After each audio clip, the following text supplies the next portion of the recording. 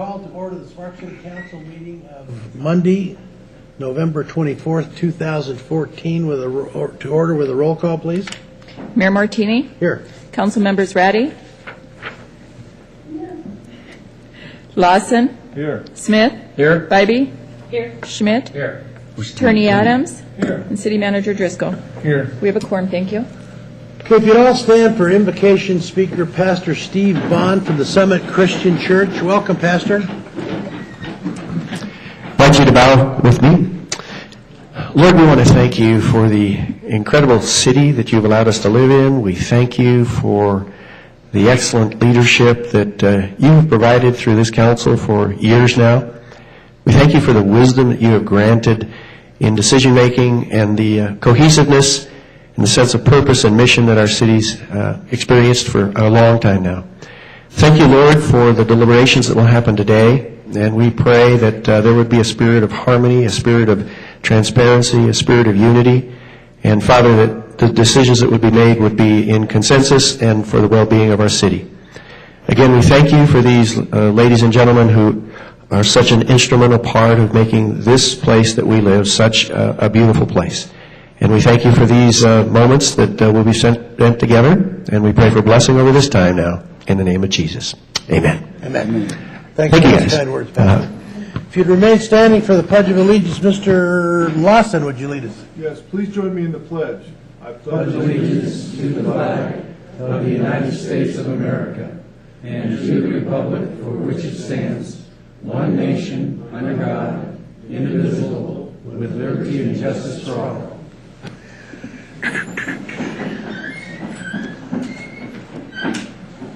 Okay, next is public comment. Anyone want to speak under public comment, please fill out one of these cards and come up. You'll have 3 minutes. I have Lori Ray, Come on up, Lori.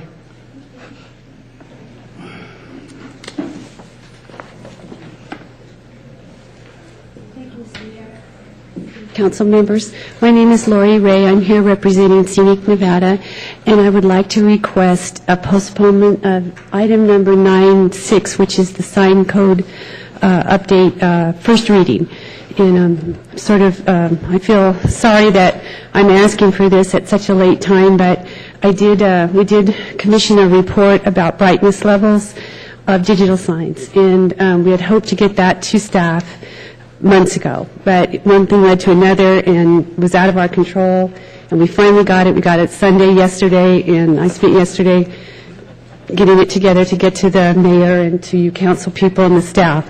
So it's not a big report. It's about 70 pages, 35 pages of text, and quite a few pictures, and they measured quite a few signs in the area. And I think it's got some valid information, some important and new information for you. And so I was hoping that if you would feel okay with this, that we could possibly postpone to the next City Council meeting and give staff a chance to look it over and for you to look it over. So that's my request today. And we'll take it up under the agenda item, Lori, but I was thinking maybe we can go ahead and do the first reading, and then it's going to be scheduled for December 8th anyway for the second reading, and then discussion. So would you be okay with that? It'd give us 2 weeks as a council or whatever the time frame is to look at the study and take it on from there and just go with the first reading. That way we won't have to re-agendize it again, and then you will be here. I'm sure it'll be a public hearing item, and you and your followers or whatever you can be here to discuss it with us. So rather than postponing this first reading, are you comfortable with us just doing the first reading and then having it on December 8th? Very much so. Thank you, Mr. Mayor. I really appreciate it. I'm sorry when I sent you the email that I kind of misled you there. I misunderstood what was going on. Can I just ask one question, though? If there was a change of heart by staff, a different recommendation, would that be okay to submit on a second reading? Say that again? If the staff had a change of heart about the recommendation for brightness levels, would that be okay to be included in a second reading and go forward at that time? Sure. Okay. What we'll do is staff got your messages and all this. Yeah. Okay. They'll take that into consideration. The council will take that into consideration. Then we will include it in the discussions on December 8th. If that's excellent. Okay. Good. Great. Okay. Thank you very much. Appreciate it. Thanks, Lori. Anyone else under public comment? Okay, next is approval of the agenda. When we go to approve the agenda, if anybody wants to take anything out of order, I'd like to move 9.3, a discussion of boards and commissions, to the last agenda item, past number 11, if that's okay with everyone. And Mr. Driscoll, do you have something? I just was going to mention between public comment and approval of the agenda was the bringing an item off the table. Your rules allow you to do that, and you can do that one of two ways. You can either take specific action to pull it off the table, or by approving the agenda, which includes 11.1, it would be the same action, would allow you to talk about 11.1 today. So Okay. It was just procedurals. Okay, I forgot to read that. All right, everyone understand, and anybody have a problem if you make the motion about moving 9.3 to the last agenda item? Mr. Schmidt? Thank you, Mr. Mayor. I'd like to make a motion that we approve the agenda as outlined, moving item 9.3 to after 11.1. Also included in that is recognition of Mr. Kerrigan's request to remove the item that's been tabled for the master plan amendment. Mr. Smith? Second. Moved by Councilman Schmidt, seconded by Councilman Smith to approve the agenda as outlined by staff with the amendments. Any further discussion? Seeing none, please vote.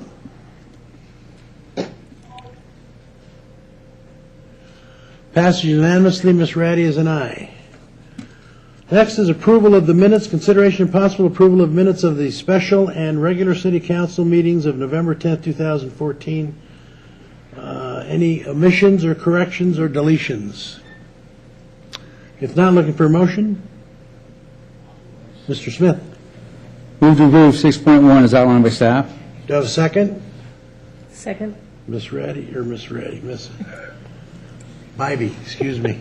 It's going to take a few times. That's okay. I'll figure it out. I'll remind you. Okay, we have a motion by Mr. Smith, second by Miss Bybee. Any further discussion to approve the minutes of November 10th?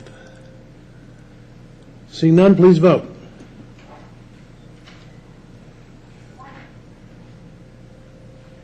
Passed unanimously. Miss Ratty was an aye. Okay, announcements, presentation on REMSA's community health programs. I think I saw Mr. Goebbels here. Come on up, Jim, and bring your cohorts with you, and just give us your names for the record, please. For the record, Jim Goebbels, President and CEO of REMSA and CareFlight. Thank you for the opportunity today to come and present to you our community health programs. With me today I have Brenda Staffen. Brenda is our director for the community health programs, and she will go ahead and do a short presentation for you about our Healthcare Innovation Award and what it looks like today and into the future. So Brenda, take it away. On behalf of REMSA's Community Health Programs, thank you very much for the opportunity to speak. The programs I am going to describe today have been funded by the Federal Department of Health and Human Services, the Center for Medicare and Medicaid Services. These programs are part of national health care reform. They have been funded by the Affordable Care Act, and they are called the Healthcare Innovation Awards. REMSA was one of 107 awards in the first round of the program's existence, and we were the only grant in the state of Nevada out of the 107, out of 3,000 applications nationwide. Our programs are called Community Health Programs, and our goal is to improve access to appropriate levels of quality care and to reduce overall health care costs. These programs include new healthcare personnel, 8 community health paramedics, and 9 nurse navigators that are part of the REMSA team. Our goal in the Affordable Care Act and as a part of these healthcare reforms is to achieve the triple aim: better care, better health, and lower costs. These are guiding principles, and as we provide an update today, we'll show you how we've accomplished these goals. One of the most important things we've accomplished to date is how many partners we have created throughout our community. Healthcare partners, including all of our hospitals, including Northern Nevada Medical Center here in Sparks, our 2 federally qualified healthcare clinics, our state mental health hospital, our community triage center, and a local pharmacy. We have tremendous participation also from our community, both our state and a local EMS office, our Washoe District Health District, numerous senior and community groups, and of course here in Sparks, the Sparks Fire Department has been an active participant with us as well. I'm going to give you a brief overview of our programs. For the first time, we have provided additional training for our paramedics in the field, and they're able to offer alternative pathways of care which are more tailored to what the patient's needs are. We are able to offer the option to transport patients who have low acuity conditions to an urgent care center, behavioral health patients directly to the state mental health hospital, and patients who have no other medical need other than needing detoxification to our community triage center. This allows us to get patients to the right type of care that is specific to the need that they have at the time. We also have specially trained community health paramedics which are providing in-home services to patients to improve the transition from hospital to home. They are very active in helping patients avoid complications, to learn how to better manage their health, and to learn how to access the right level of care. They help patients adhere to their medical care plan, assure that their medications are up to date, and provide personal health literacy. The third and most public aspect of our program is the new REMSA Nurse Healthline. You can dial a non-emergency number, 858-1000, and a registered nurse will provide medical guidance and triage over the phone. It's a very protocol-driven system that is co-located with REMSA's Medical Communications Center.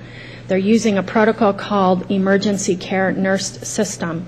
At the end of that interview, the nurse will recommend a level of care, and we have a very extensive online directory of services, including community resources, mental health resources, social services, healthcare services, dental, eye, whatever the patient may need, including many services also throughout the city of Sparks as well. We always make a 24-hour phone follow-up, and this is the first time that a non-emergency nurse helpline has been available in such a proactive way to all patients in our community, regardless of their insurance status. We really believe that the key principle is to get the patients the right level of care at the right time, and most importantly, help them solve their actual problem. We're not in a situation where healthcare is static. In fact, we're a part of national healthcare reform, and we're using our new healthcare personnel in new ways. And these strong partnerships that we mentioned earlier with healthcare services, mental health services, community and social services make our system stronger and help us achieve that balance. We really have accomplished a lot in the 2.5 years since the grant was awarded. We have improved access to assessment, triage, and referral. So from the public's perspective, there's a huge demand for the services. In our first year of the Nurse Healthline, we received 21,000 calls. Our goal was to achieve 2,500. We hit 2,000 a month, and we have received 21,000 calls to the Nurse Healthline. So we're really proud of our nurse navigators in identifying a service that the community really needs. For our patients, we're really improving the experience of care, and we are receiving very positive patient satisfaction scores for our community paramedics. We're helping our patients get the right care when it's needed to avoid complications, avoid long waits, and again, to really focus on helping them solve their problems. And for the healthcare system and its payers, we're more efficient in how we can deliver these services. And so our goal is there are savings, as the AAA indicated. In the future, our efforts are very much focused on working with our clinical partners, which include partners here in Sparks, and insurers to keep these investments of these savings in our community. Our aim, again, was to improve access to appropriate levels of care and to reduce patient care expenditures. And how we accomplish that is through broad community and partner engagement. We also have invested in health information technologies, which is new for the federal government to include emergency medical services so broadly in a health information technology project. It has enabled us to exchange data and communications in new ways. And by having that Nurse Healthline co-located with REMSA's Medical Communications Center, it's creating tremendous synergies throughout our community. The Reno Gazette-Journal was recognized our programs when the grant was launched in July of 2012, and also recognized that REMSA and Washoe County and all the communities of Washoe County are in a very good position to take on a project of this sort. They also recognize that during an era of healthcare reform, it is a strategic advantage to lead this change and to help our patients get the right care, and doing it with our community resources in mind. We recently provided an update on our preliminary outcomes, and we are extremely thankful for all of our partners who have contributed to these contributions. Our next steps are to make this sustainable. So we have a lot of work ahead to convert all of these investments into permanent relationships with healthcare payers. We also have independent evaluation by CMS contracted oversight, and we are working extensively with the University of Nevada, Reno School of Community Health Sciences on our measurement strategy and to confirm these outcomes. So thank you very much for the opportunity to give you an update today and share with you the benefits of this Healthcare Innovation Award on our community. Great, thanks. Questions? Jim, do you have anything? No, I was actually, if you would like, we certainly have a few more minutes if you would like to ask us any questions specifically that we could answer for you. Mr. Lawson. Yeah, Jim, tell me how it used to work and how it works. Where exactly, because I'm not following it perfectly, but where's the savings come in? It's just not going straight to the emergency room? Yeah, if you think about it, in the ambulance industry, we only had one way of servicing a patient, and that was to go to the scene and transport you to the highest level of care, which is the emergency department. So within these grants, one is we have opportunity to take that patient with that lower acuity to a different resource in the community other than the emergency department. So one of those patients that we take care of routinely is an intoxicated patient. So if their vital signs are stable and all their other medical conditions are stable, instead of taking them to the emergency department, now we can take them directly to the community triage center. So again, a large group of patients that we get called on frequently, but again, we've saved healthcare dollars. Instead of taking them to the highest level in that emergency department, now we can take them to community triage center. Another category of patients that are frequent are our mental health patients. So those patients, again, that are stable, that we can take them directly to a mental health facility, again, makes sense to do that. The other category is when you slip and fall at the turkey trot and sprain or fracture your ankle. We're not sure which one. And we're there. Now we can offer you a choice.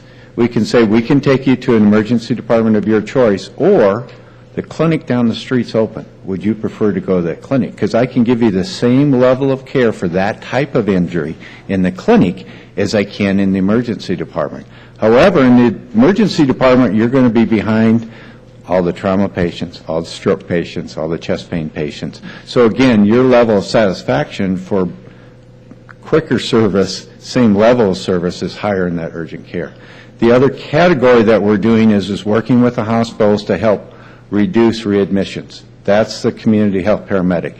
So they're going to follow a set group of patients back home once they're discharged and make sure that they're following their medical direction. So again, helping them avoid a readmission within that next 30 days. Then the Nurse Healthline, for 30 years, we've been telling everyone, you have a problem, call 911. Guess what? It works well. Everybody calls 911.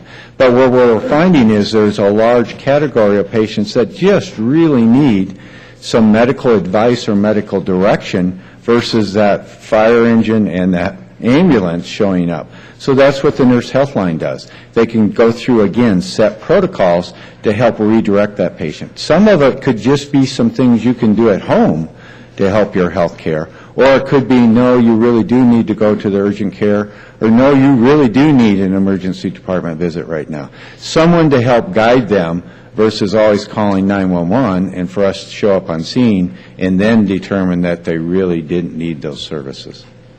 So the inebriated person, the mental health person, they're brought to that facility. There's someone to care for them there so that you're not hanging around or like our policemen have to wait around in the emergency room for somebody to come there. So we've lost a policeman off the street. So we're able to eliminate that portion of it. None of us have enough resources, okay? We won't. Yes. But that's why we have to be more efficient on the resources that we have. So we need to take care of the community and their needs. But a lot of these calls to 911 aren't life-threatening emergencies. These calls come to 911 because no one else knows any other resource. So what we're providing is additional resources. Some of the patients we have just need social needs. Well, maybe we can address those social needs on the phone for them versus transporting them to an emergency department. And that's what we're discovering with these innovations that we're trying to do. Thank you. Well done. Yeah, this is good stuff. And let me correct you on one thing, though, Jim. There will be no falls at the turkey trot, okay? Mayor, I'll be there. Okay, we won't. I'll be back of the line. We don't allow any falls at the turkey trot. Anyway, this is good stuff. I think if we don't figure out a different way to deliver health services in the future, we're going to be behind the gun. We will never, ever have enough money to do it. So this is really good. I'm so pleased you guys got the grant that you got and are putting it to good use. Sounds like it's working. So. And that's why I'd like to thank your fire chief, too, because we're working with your fire chief, again, looking at what resources we need to send to what patient. And we're working together to make sure that, again, that patient gets taken care of, but to getting taken care of at the right level of service for what that patient needs. Great. Anyone else? Okay. Thanks. Appreciate it. Okay, let's move on to consent items. Anybody want to pull a consent item? If not, looking for a motion. Mr. Lawson. Move to approve consent items 8.1 and 8.2 as presented by staff. Mr. Schmidt. Second. Moved by Councilman Lawson, seconded by Councilman Schmidt to approve consent items 8.1 and 8.2. Any further discussion? Seeing none, please vote.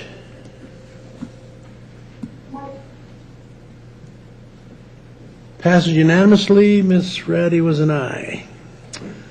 Okay, moving on to general business, consideration and possible approval of amendment number 1 to the residential construction tax credit agreement A3161 Pioneer Meadows project. Mr. Martini. Thank you, Mr. Mayor, members of the council. John Martini, Assistant Community Services Director. Before you today for your consideration and possible approval, amendment number 1 to the residential construction tax credit agreement, A3161, which has been in place, was approved by this council on January 24, 2005. As we're all aware, the Great Recession has slowed construction activity down a bit. Pioneer Meadows Development LLC, in the form of Lennar Homes, is intending to start construction back up at Pioneer Meadows and intends to start pulling building permits.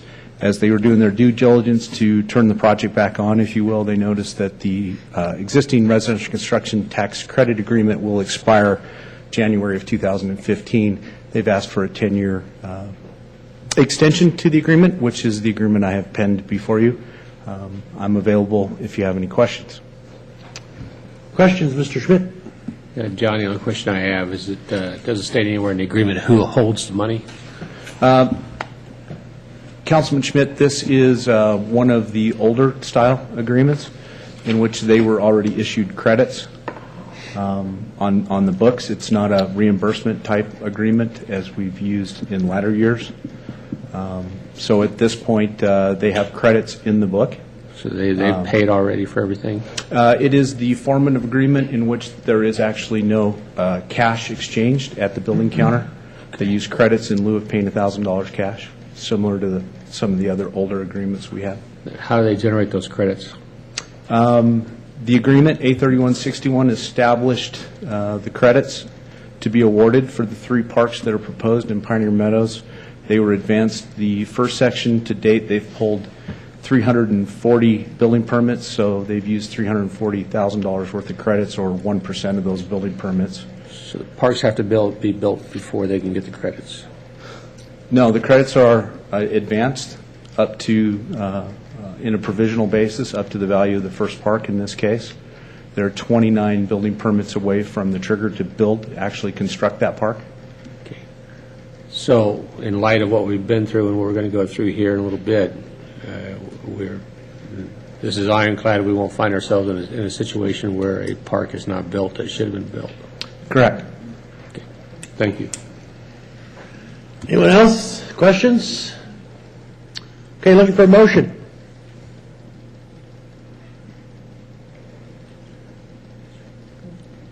Ms. Bybee.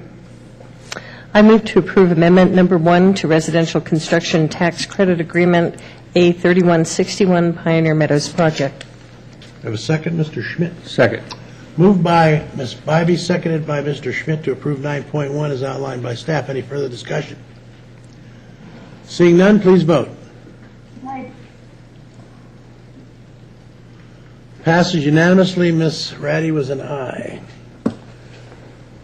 Okay, moving on, 9.2, consideration and possible approval of the purchase of Scott SCBA equipment from Municipal Emergency Services, Inc. in the amount of $458,091.12. Chief Koski, welcome. Good afternoon, Mr. Mayor, City Council. For the record, Andy Koski, Division Chief for the Fire Department. Before you this afternoon is a request to purchase Scott Safety self-contained breathing apparatus from Municipal Emergency Services. The funding for this request comes from the Assistance to Firefighters Grant that you accepted on June 9th of this year, and that is for the total purchase of $458,091.12 with a grant match of $45,809.11 to come from the city's grant fund. And with that, I'll answer any questions you have. Questions, Mr. Smith? Thank you. This is, so it's only costing us $51,000, is that what I have here? That is correct. Okay, and then the rest, how many, is that one apparatus per firefighter? Or is that? It's based on the apparatus or the fire engines. So we have reserve fire engines, so there's more than one per person, but Okay. The number roughly works out to be close to that. Okay, thank you. Okay, any other questions? Okay, if not, looking for a motion. Mr. Schmidt. Thank you, Mr. Mayor. I approve the purchase. I'd like to make a motion to approve the purchase of the Scott Safety SCBA equipment from Municipal Emergency Services in the amount of $458,091.12. Mr. Smith. Second. Moved by Councilman Schmidt, seconded by Councilman Smith to approve agenda item 9.2 as outlined by staff. Any further discussion? Seeing none, please vote.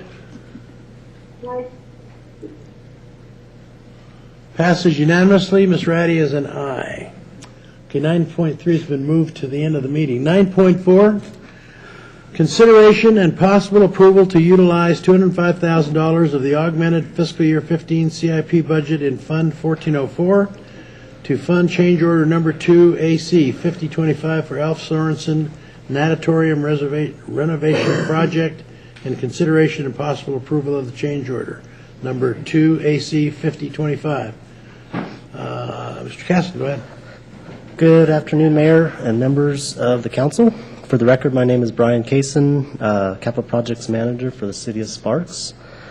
I'm here today to present 2 items. The first item is the possible approval to utilize $205,000 of available funding in Fund 1404 to fund change order number 2.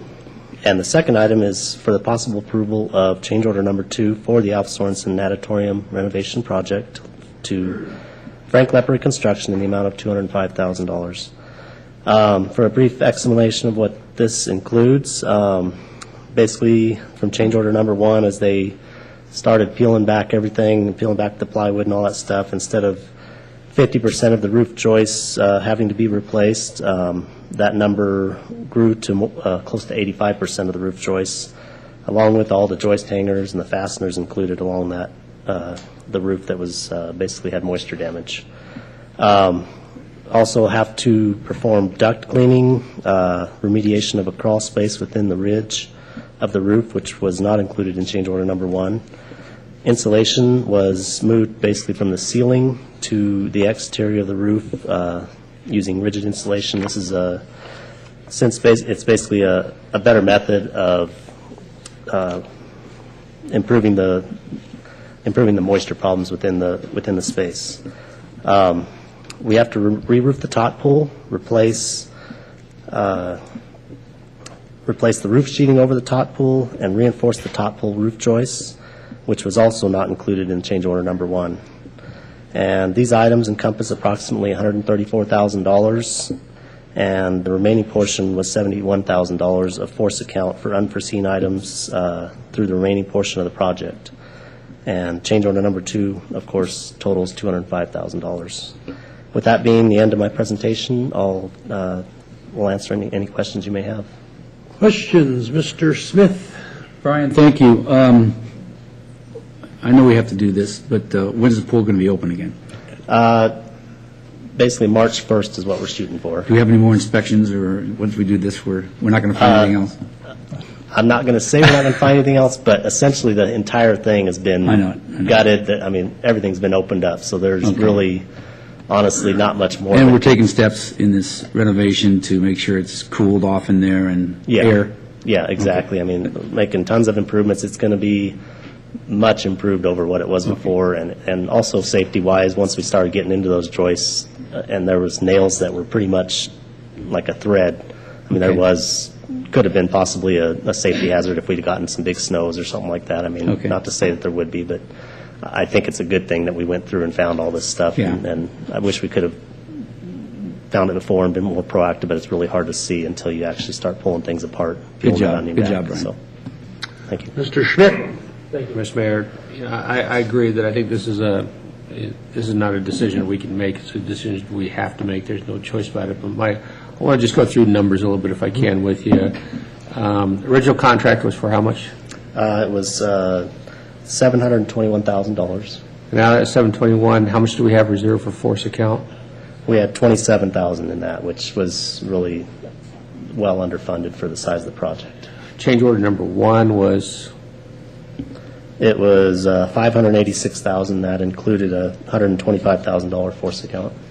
And so, and this last one is $200,000 was $70,000. So out of the $900,000+ for the change orders on a $700,000 job. Yes. We've got in excess of $200,000 in unspecified work. Yes, and that is yet to be found or can be used for other things as a job goes along without council approval. Yeah, and what we actually did was the first original $27,000 in force account was used for the remediation. I understand. The $125,000 for change order number 2, we actually tried to get everything together that we had, essentially those part of the roof joists and some of the things they had found during the process. They used that $125,000 and exhausted that fund, and so then what was over and above beyond that was the $134,000. And then as we were looking into that, we were just kind of trying to figure out what made sense in terms of additional force account to make sure that we don't come back here. We are monitoring it very closely and making sure that contractors. My concern is that we're 45 days from the end of the job and already double the original budget, and we're in our last change order, we have 40% contingency funds. Yeah, but the total contingency for the project is roughly a little over 10% of the project, which is not completely out of line with a more difficult project to where you would be. I would agree with you if it's in the original bid. Yeah. I disagree if it's all in change orders. Yeah. And that's when you really get on up there, is when you've doubled the amount of the project. I understand it's not your fault. I mean, it's somebody's fault. I mean, somebody didn't inspect the building before they went out to bid with it. Some of the stuff was hidden that you couldn't see, and it has to be done. Yeah, absolutely. I'm saying that this is when people look at taxpayer funds, and how there's accountability or lack thereof accountability for taxpayers' funds. These are the types of projects they pick up and say, how'd you go bid for 700 and you end up spending $2 million, you know? Yeah, absolutely. That's what people ask questions about, so, Yeah. thank you. Thank you. Ms. Bybee? So you're pretty confident that you're showing here a completion date, February 13th? Is that, you feel good about that? That's a pretty solid date. Okay. Basically, they've gotten a good deal of the roof done, so, I mean, in terms of sealing the building up, making sure that, because the main thing that would be the problem would be weather. Basically, we've got it sealed up so that weather shouldn't be a problem. Mm-hmm. Inside, we've gotten most of the items that need to be ordered ahead of time, ordered, or they're on site, one or the other, and so we should be pretty well prepared for the future going forward, and they seem to be, now that we're back on track inside the building, they're really starting on the original bid item. They're doing that stuff really well and moving pretty quickly, and so we should be on track to stay on So as that. far as programs that are using those, and I know I used to do, Aquasize in that pool Yeah. for many years, and the pool availability for swim teams for Aquasize further, but are you making it known to the public or targeting what date those programs will begin? Yes, we've been working with the Parks Director to basically keep her in the loop on where we're at with the project so that she can plan ahead with her scheduling and that sort of thing with the project. I was taking my children there for swim lessons and stuff. I'm excited to have it open as is. So hopefully March? Yeah. March is... Yes. And hopefully, no, you don't foresee any further increased costs beyond what you need from us today? I don't foresee any. Okay. Like I said, I can't say absolutely not. I'm not going to say absolutely not. I don't foresee any, and I feel like I feel confident that we're there. Okay. And so we should be good to go for Okay, this. thank you. Mr. Smith?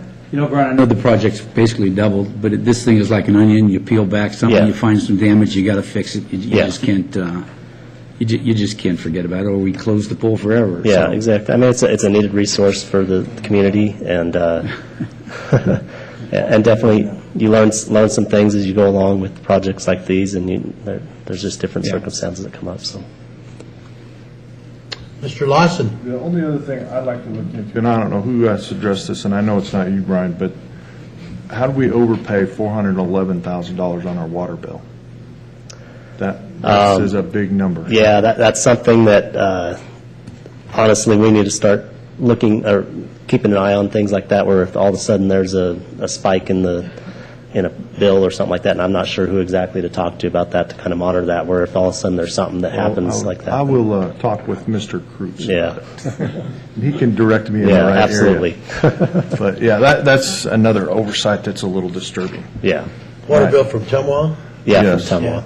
Yeah. See, and I think probably Tumwa should be aware of that, too. Yes. We should be, as Tumwa Board, should be able to, or our people should be able to see a spike like that and get on the phone and say, man, there's a problem here. I know we do it with residential customers and other customers. If there's that big of a spike, Yes. it should be a bell should go off in somebody's head, and they should give us a call, so. Yeah, exactly. Anyone else? Okay, looking for a motion. Mr. Smith? Okay, we have two motions here, I believe. Yeah, One's to utilize it, and the other one's actually to move the change order. Yes. Okay, I move to utilize $205,000 of Capital Projects Fund 1404 to fund change order number 2 AC 5025 for the Alf Sorensen Natatorium renovation project. Mr. Schmidt? Second. Moved by Councilman Smith, seconded by Councilman Schmidt to approve the first part of 9.4. Any further discussion? Seeing none, please vote. Passes unanimously. Ms. Ratty is an aye. Mr. Smith? Okay, I move to approve change order number 2, AC 5025 for the Alf Sorensen Natatorium renovation project, bid number 13-14-015, PWP-WA-2014-098. Can you come up with four numbers for us? To Frank Lepre Construction Incorporated in the amount of $205,000. Mr. Schmidt? Second. Moved by Councilman Smith, seconded by Councilman Schmidt to approve the second portion of 9.4 as outlined by staff. Any further discussion?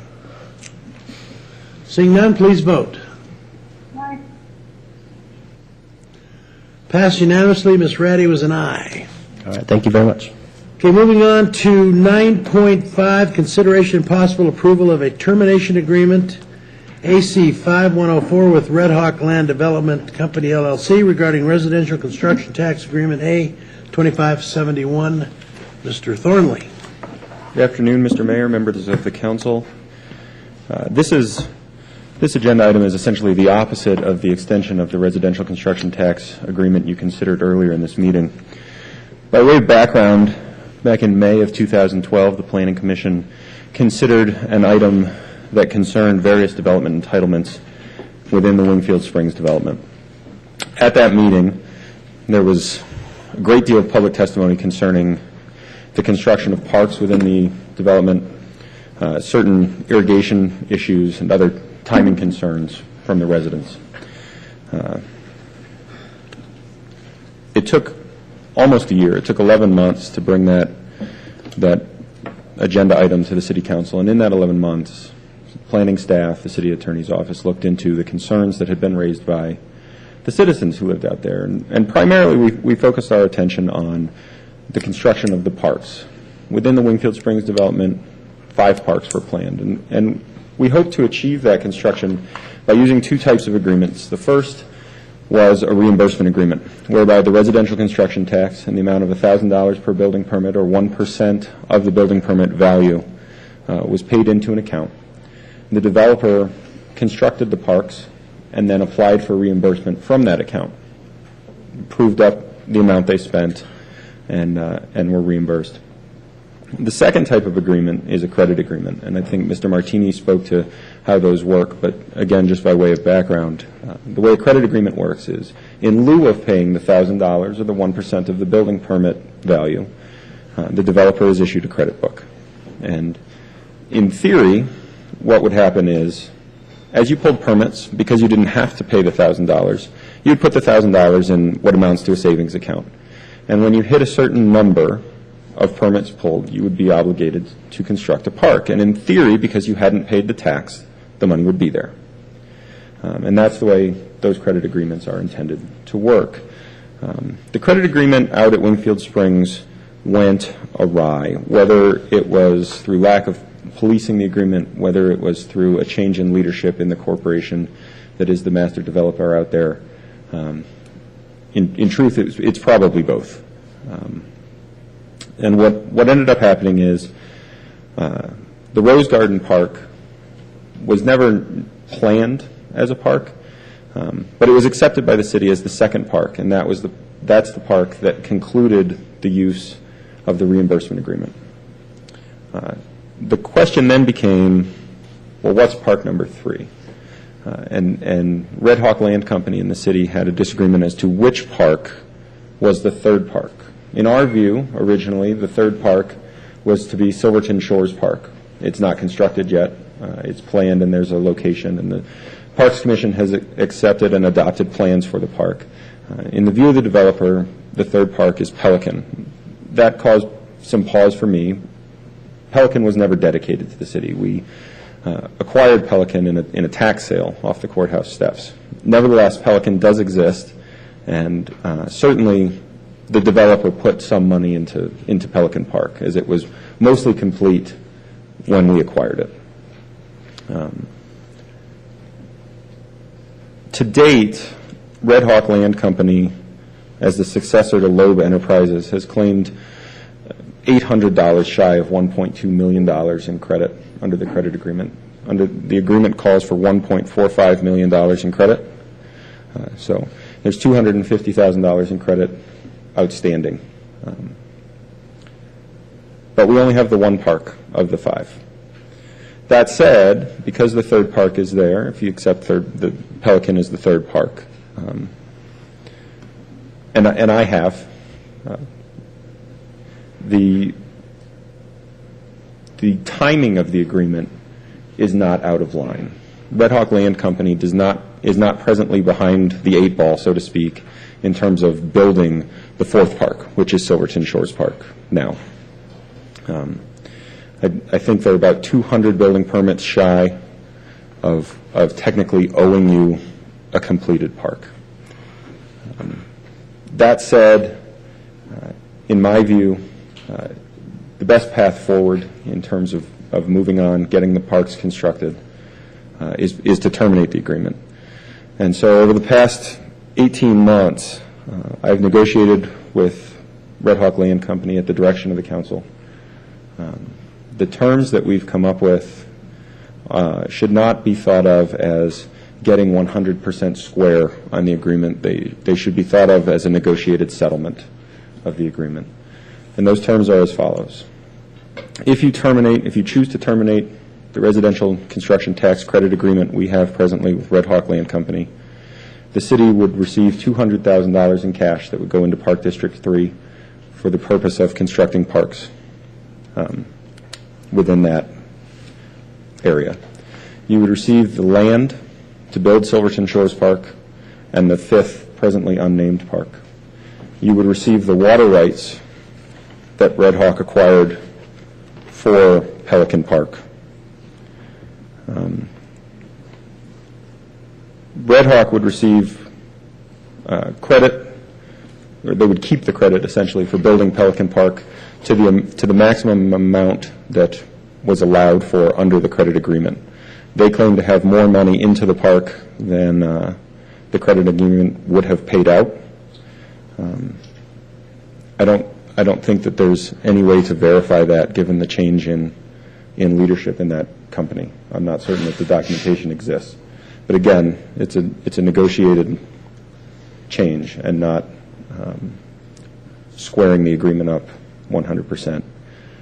They would keep credit for the land for Parks 4 and 5, and they would keep some credit for the minimal grading work and the adopted and approved plans that were drawn up at their expense for Silverton Shores Park.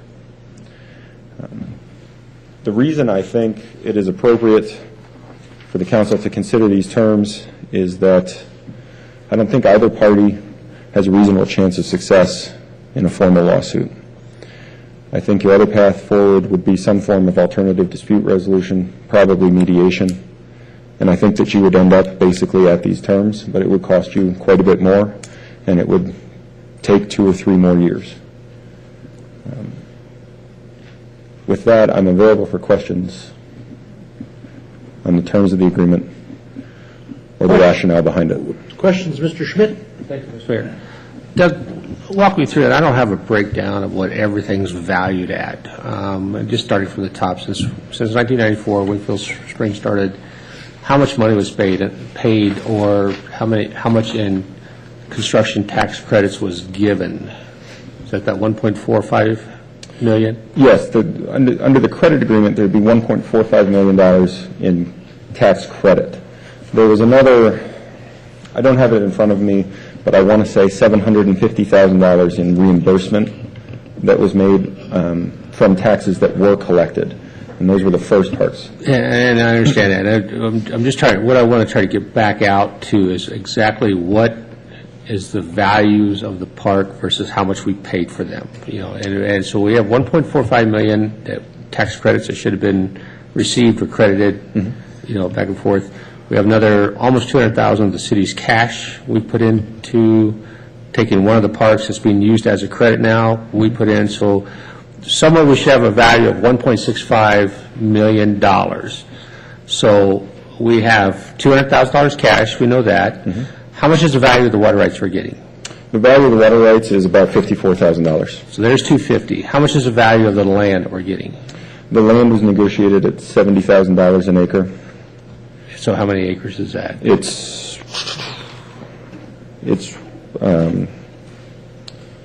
Goodness, I want to say it's 1 acre for the fifth park, and Silverton should be in here somewhere. 2.2. 2.2. 2.2. Okay, so we have another $200,000 in value of land. So we've got 200 settlement, 200 value, 50. So we got 450,000. So we have investment of the city, 1.6 million, 6.5 million. So for 1.2 million, we have 3 parks, is basically what we end up with for 1.2 million. Yes, there are 3 parks. Because someone But I put cash think in, and that's all in the gross. I think it would be inaccurate to say you have 3 parks for $1.2 million because the first 2 parks were not built under this agreement. So you do have 3 parks, but I do not believe that you have 3 parks for $1.2 million. So the third park cost us 1.2 million then? It would appear so. And so Wow. it costs a little less, a little less. The $250,000 that was not claimed under the agreement will be collected in residential construction tax from this point forward. So I understand. I'm just, okay, so the one park then, that about $1 million, a little less. that we'd finished, that we did, has $1 million investment in it. Yes. Thank you. I was remiss earlier. Red Hawk Land Company, representatives from Red Hawk Land Company are also here today, and I'm sure they're available for questions. Mr. Smith? Thank you, Mr. Mayor. Little confused in the parks. They're saying Pelican Park is our third park, Yes. and then the next one would be Silverton Shores, and what's the fifth one? The fifth one does not yet have a name. Okay. It has a location, and you can find the location in your packet. It's out essentially by GURP. And those will be built at 2,000 units and 2,200 units? That's what the credit agreement calls for. Okay. If you terminate the credit agreement, they will be built essentially as funds permit at the direction of the council.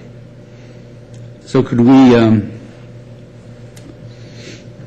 just say you're going to build them at 2,000 and 2,200, even though we're eliminating the contract? Well, so the city would be responsible for building the parks if you terminate the credit agreement. And what's the total on that? I'm sorry? If we had to build those parks, how much money is that?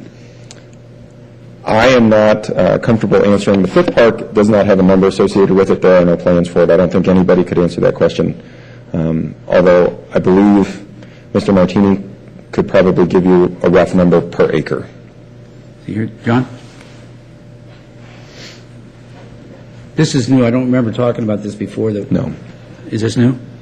Well, in terms of the city being responsible for the construction of the parks, no, that aspect of it is not new. Okay. For the record, John Martini, I think I'll use the title city engineer at this point. To answer your question, Councilman Smith, I estimate Silverton Shores Park will cost the city somewhere between $600,000 and $700,000. And then for the fifth park? I have no way to estimate the fifth park. Is the fifth park bigger than Silverton Shores? It's a smaller. 1 acre park. It's about 1 acre? Okay, so by terminating this agreement, we're saying we're going to spend the $600,000 on another park. Are we getting $450,000 from them on this? You're $200,000 up You're front. getting $200,000 from them, and then you're collecting the residential construction tax. But you didn't mention that when you were talking about the termination. You mentioned the $200,000 up front. Right. Land for both parks. Yes. The water rights. Right. And the land is worth $200,000, but you didn't mention, you mentioned when you were talking to Councilman Schmidt, but that's $1,000 per unit? Yes. And that could come up to how much? Well, it depends on how many building permits are actually pulled. You would collect it in perpetuity in the area. Do we have an end date where it's got to be paid whether they've sold them or not? We have an end date where the $200,000 needs to be paid, whether, I guess that's a secondary Whether they issue. pull the but- permits or not? Well, if they don't pull the permits, there's no tax to collect. Right. So, right now, I think there's another 200 or 300 permitted, not permitted is the wrong term, but entitled lots in the neighborhood. So each one of those lots carries with it, in theory, $1,000 in residential construction tax. Now, as that handbook or the entitlement is amended or changed, expanded, contracted, that number changes with it.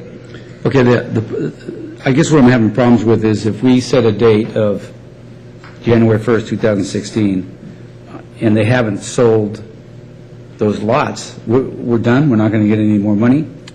When you say set a date, I need a little bit of... An ending empathy. date. In other words, they've got a year and a half from now to pull those permits, because we get $1,000 per permit, right? Mm-hmm. So that's the secondary issue here, and that one, I do not have a recommendation on the secondary issue. The Red Hawk Loan Company is proposing that they enter into a payment schedule for the terms of the negotiated settlement. Uh-huh.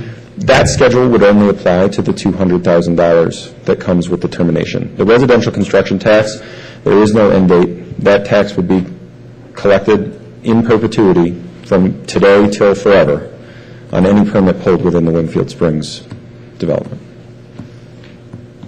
Okay. Thank you, yeah. Mr. Schmidt? Mr. Mayor, if I can just kind of follow up so I understand where Mr. Smith is coming from here. Are we assuming, are we, the $200,000 settlement agreement, is that being looked at as recouping the money from lost parks and parks action, or for being future investment into the two parks that we have to do? You could rationalize it either way, Councilman Schmidt. Frankly, it's a number that was arrived at by examining approximately how much money was in the ground versus how much money had been claimed in credits versus the value or the relative value of the other parts of the negotiation. Because I see when we're doing a settlement agreement, I see that as being paid for past issues, trying to get those issues off the books. That's cash on the table, say, mea culpa, we go about our separate ways and nobody owes anything. I don't see that as future investment. So I guess now that I have to look at and say the $180,000 that the city paid to finish the park up, what account did that money come from? That account, if you'll bear with me just one moment, I want to be sure. Yeah, I want to, because is that a reimbursable fund now? I mean, if that's from the general fund, where did that money come from? The $200,000 isn't really up front. No, it doesn't end. It doesn't end. Yeah. That's what I was confused as to because we're two up front. No, I think they're giving us 50. Another 50 or whatever. The money that was used to finish off Park and Park came out of Park District 3. That money, that fund is, I believe, entirely funded by residential construction tax. Okay, so you could reimburse that fund, but in making that reimbursement to the fund, and it would be my advice that that is where the money goes. The money is limited in what it can be used for in terms of.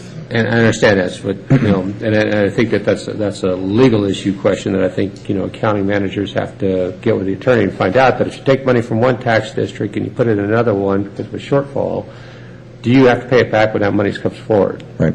And so I'm assuming that the answer is going to come back as yes, you have to. That's yes. The history of it. So the $200,000 is not free money. No. That has nothing to go towards future parks. Well, it would go towards future parks because by putting it back in Park District 3, that is the only thing it can be used for. Okay. So then I guess the question comes back to the final two parks. One's $650,000. Let's assume the other one's half that size, half the price. We've got $1 million worth of parks to build to finish it on out. And what I'm hearing is we only have in residential taxes coming forward, excluding the settlement agreement. In other words, that houses being built, $200,000 coming in. There's 200 lots left to go. I think that is accurate, but it is not a complete picture. The complete picture is that there is approximately $950,000 in Park District 3 presently. You would have another $200, and then you would collect the residential construction tax on future permits in whatever amount that may be. That said, there is another development that is scheduled to have parks constructed out of the Park District 3 funds. What it comes down to. What's that? Committed already? They're not committed already, but, there are parks and they are called for, and they do need to be constructed.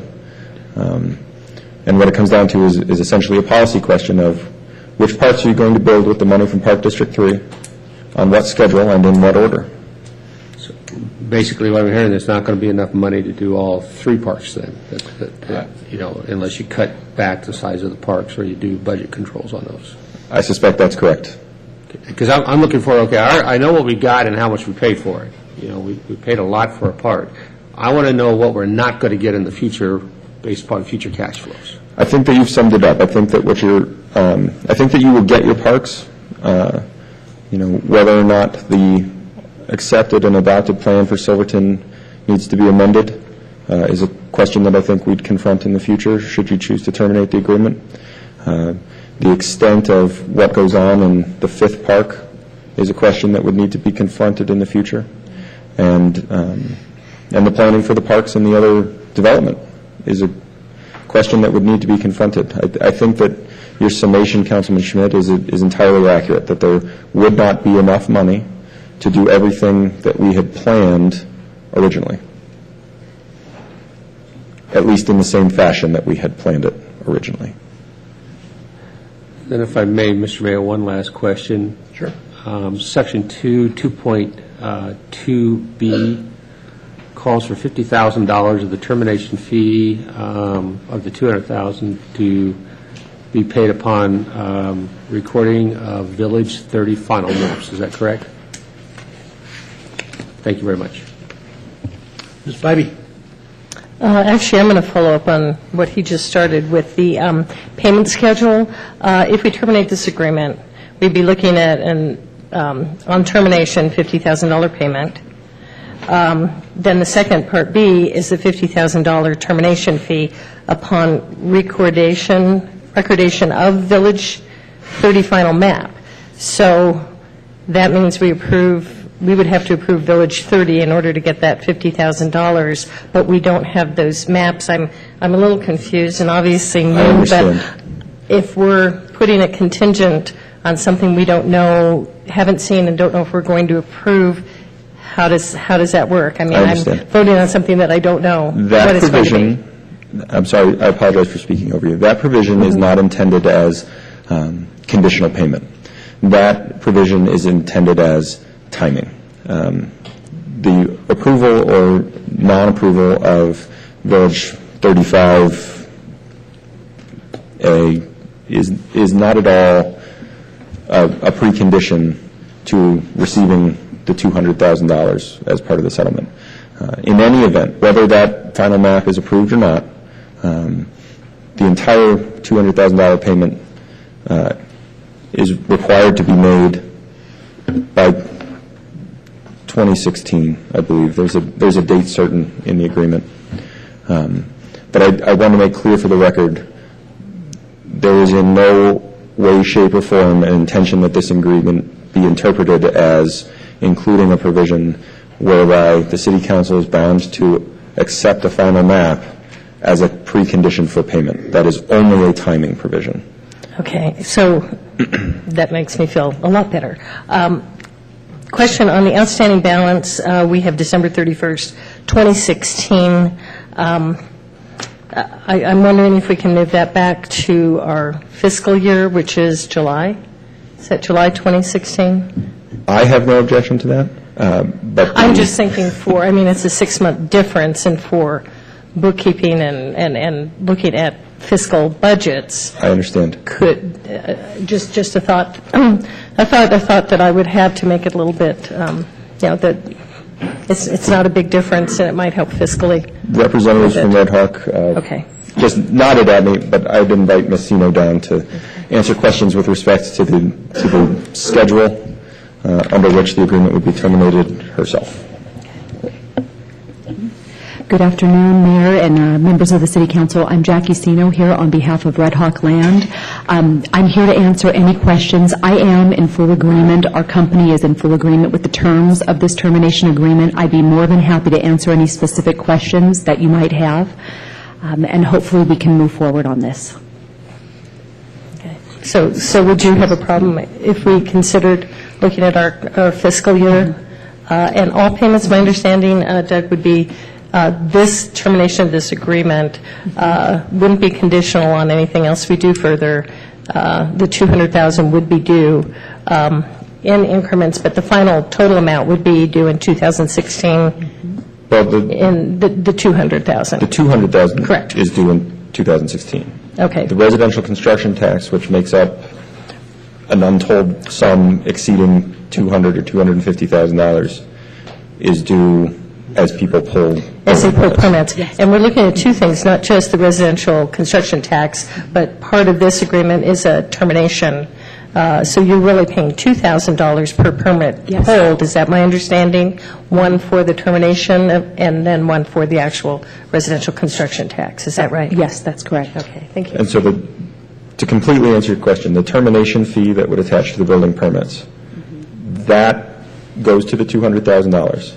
And at whatever point you're at, with building permits being pulled from here to the middle of 2016, when our fiscal year ends, it would be due. Whether you've pulled 10 of them or one, $200,000, that account better be $200,000 when the fiscal year ends Okay, in thank you. 2016. So let me make sure I understood your question. Would it be okay with the CINOs to pay that, instead of being the termination being December 31st, 2016, would it be June 30th, I'm thinking, in the fiscal year? Is that what you're talking about? No, whatever Yeah. the fiscal year ending June period is. 30th, June 30th. 2016, would that be acceptable? Yes, that's Okay. acceptable, yes. Mr. Smith? You know, I just, it took a while for me, for this to dawn on me, because I was confused, really. There is upfront money, it's not the $200,000, though, it's $50,000, right? Yes. Okay. That's what, forgive me. I apologize. Okay, anyone else? Okay, I guess we are looking for some type of a motion here. Anyone want to give it a shot? Is this your? It's her is this ward. your ward, Ms. Bivey? It is, does that mean it's my motion?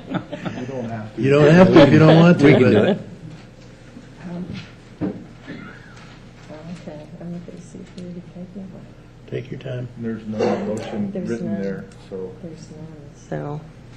So it might just, this doesn't give me a motion.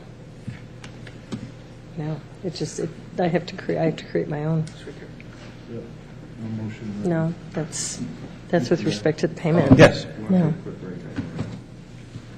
I think we can probably, Yeah, I mean. you comfortable to do it? Yeah, basically, I move to accept the termination agreement, AC 5104, with Red Hawk Land Company LLC regarding residential construction tax credit agreement A2571, as presented, with the amended date of June 30th, 2016.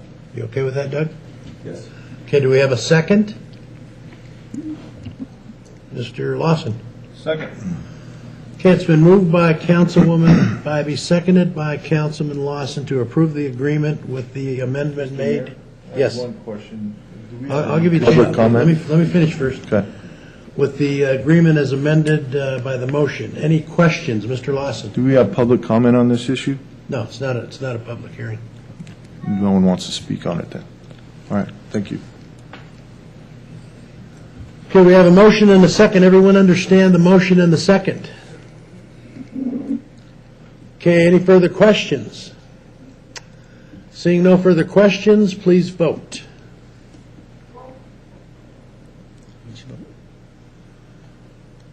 Okay, Ms. Ratty is a yes. Is that correct, Ms. Ratty?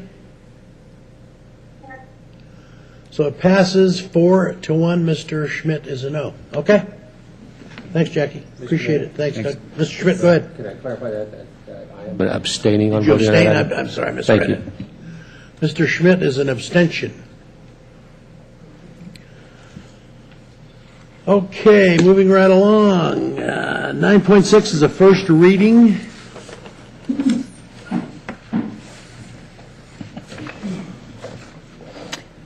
Bill number 2678, an ordinance amending Title 20 of the Sparks Munis Code, Section 20.56, signs, to change the method for sign calculations, to add regulations governing digital signs, and providing other matters properly related thereto. This This is the first reading for Bill number 2678. The public hearing and second reading of this bill will be conducted at the regular City Council meeting on Monday, December 8th, 2014. And just to clarify, staff is aware of the new things that we have. They'll take that into consideration when they bring this back to us? Okay. You okay with that, Ms. Rack? Okay, good. Moving along to number 11. PCN 12010, public hearing, consideration of possible action on a master plan amendment and tentative approval of an amendment to a plan development handbook, Wingfield Springs. I won't go through the whole thing. Mr. Thompson, go right ahead. And we do have some public comment after we get through with the explanation of the agenda item. I will open it up for public comment, and we'll have those taken care of. So.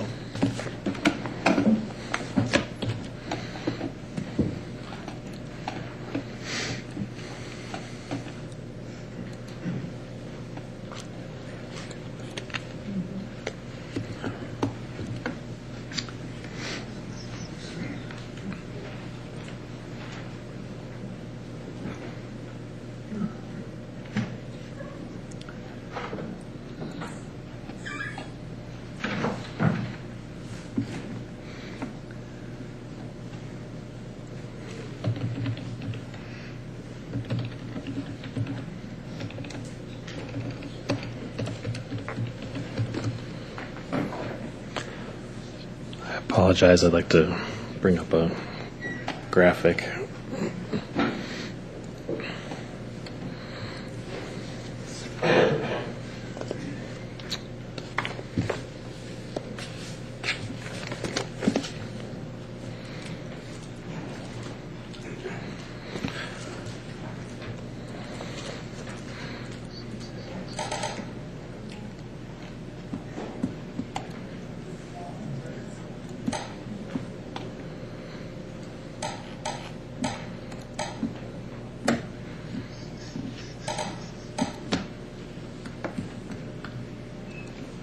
Is that a Morse code?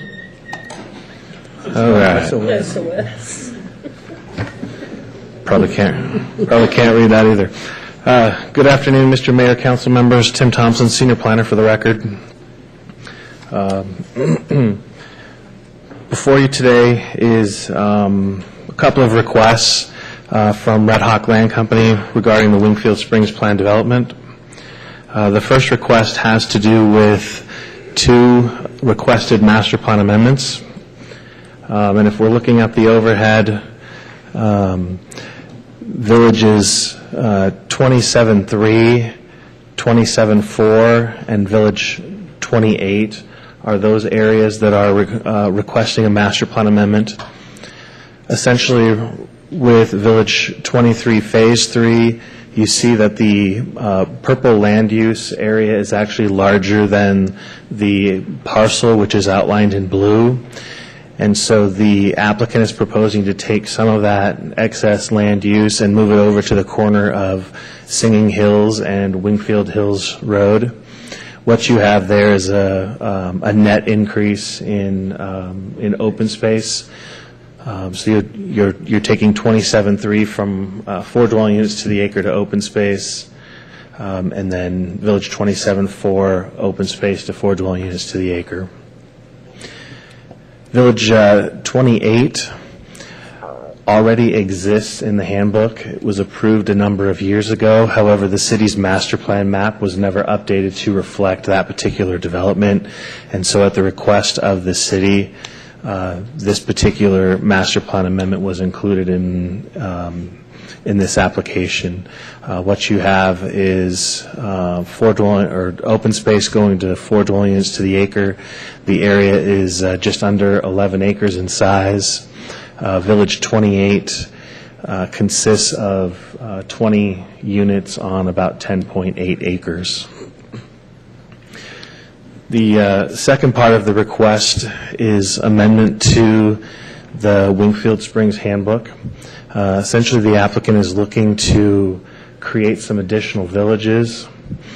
I think it's important to point out that when this item first was presented to the Planning Commission, there were actually 2 other areas under consideration, Village 5A, which was behind the windmill, and Village 20A, which is at the top of Wingfield Hills Road.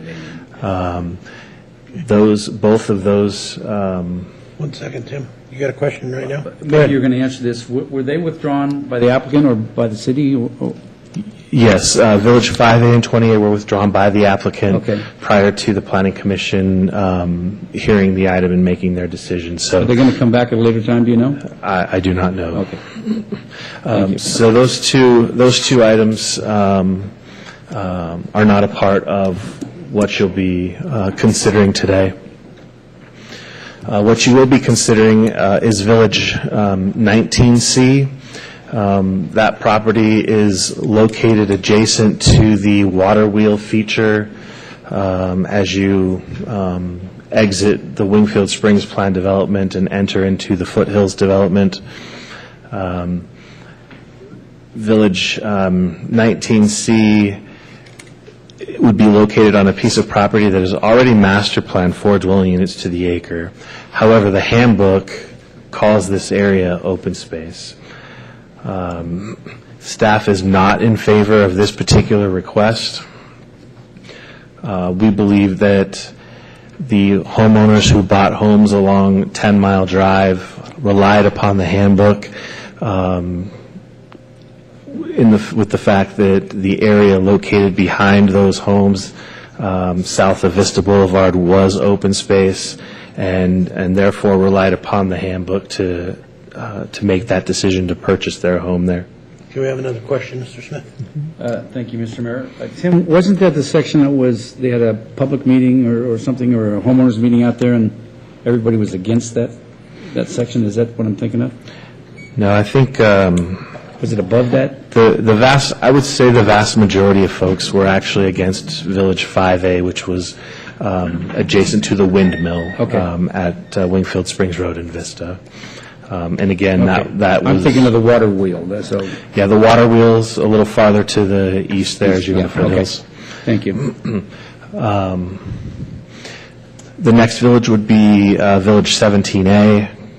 That site is currently master planned general commercial. The general commercial land use designation does allow residential within that, so therefore a master plan amendment is not necessary. However, a handbook amendment would be necessary as the handbook currently contemplates that it would be commercial development. Village 17A would comprise of 14 single-family residential units with the designation of patio homes.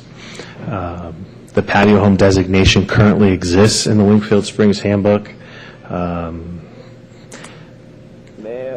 Ambush Ridge, I think it's Village 20, south of Vista. That would be an example of patio homes. I believe Village 19B, which is over off of 10 Mile Drive, would also be an example of patio homes. The next village would be Village 31, which would be down at the bend in Vista, west of the Rayleighs. Between those two parcels on either side of Vista Boulevard, there would be a total of 36 single-family homes, and those would also be utilizing the patio home designation as well.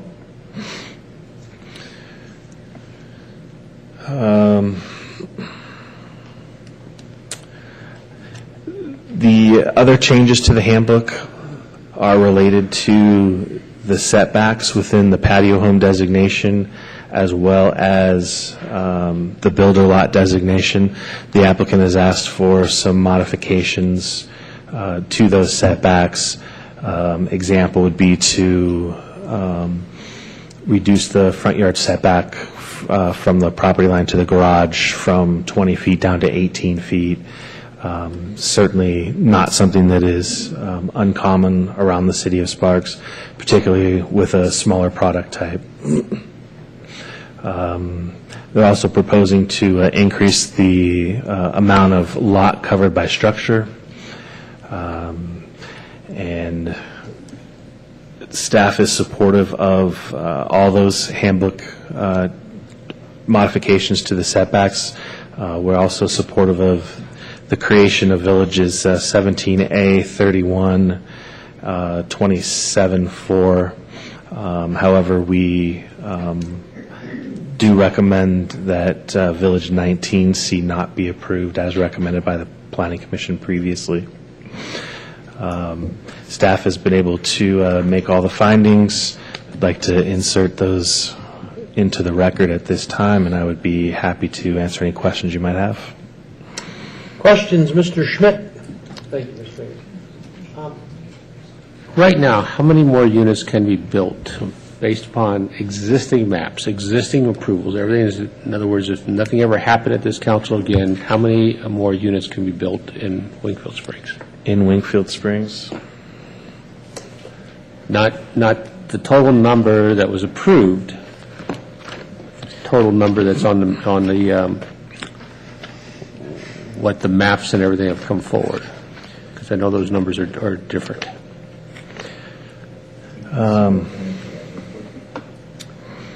You want Ms. Sino to answer? If she knows off the Sure, top come on of her down. head, sure.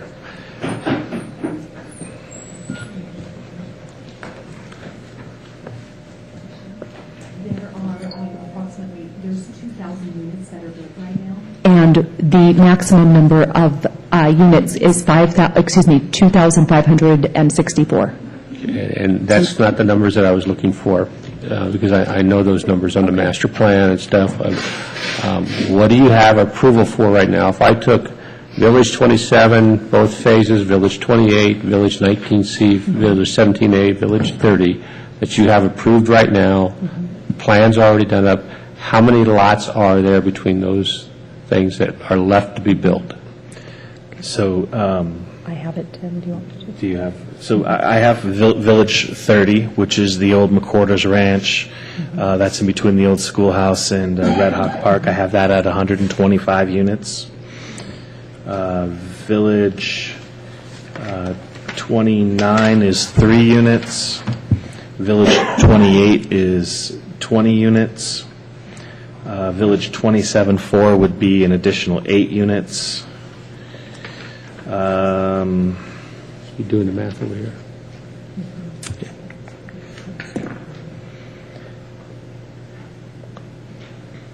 And then Village 25 is 75. However, there's an option for a total of 100 units. Village 25 would be located in this particular area here.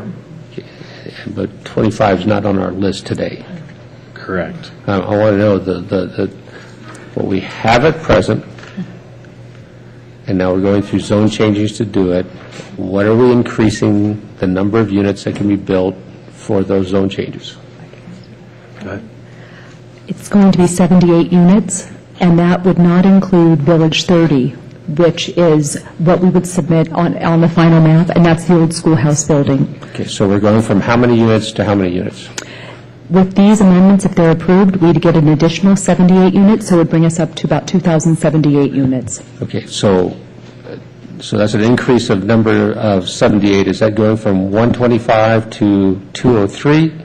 Is that going from 200 to 278? What is that increase of numbers that are approved right now and mapped and everything? What is that increase to go to? Number we have, number we're going to. Including Village 30, which we would submit the final map. Is that what you're asking? Village 30 is not on the agenda today. What's on the agenda today? How many units, if you weren't here, how many units could you build on those things that are on the agenda today? 78 additional units. Okay, so if I'm understanding the question correctly, Villages 17A and Village 31 are slated to be commercial, so they're not anticipated to have any units currently. Okay. Now we're getting to it. Now. If those two villages combined, so Village 31 would be 36 units, and Village 17A would be 14 units. So that's an additional 50 between Village 17A and 31. And I would still like to, somebody in staff can sit down and do it. It was what is approved today on those lots, and we're going to have an increase of 78. I'd like to know how many units are approved on those lots right now, mapped, ready to go, and then what the new number is going to be once we change the designations on things. There are And I have a very specific point that I want to know that number for, so I can. There are no residential units contemplated for either Village 17A or Village 31 because they're commercial and they were anticipated to be commercial. So, and would you say that there's less than 200 right now residential units can be built on what you're going to do today, approved is without any changes today, that you wouldn't be able to build 200 homes on what's there right now, with no additional changes? I don't think we get anywhere close to 200 units with what's being proposed today. Village 28 already exists in the handbook. It already exists at 20 units. So there's not really an addition of units per se for Village 28. Village 27, the proposal is to add 8 units. 19C was 12 units. Based upon item 9.5 that we just completed, attached to this agenda, there's a financial incentive for us to improve more lots.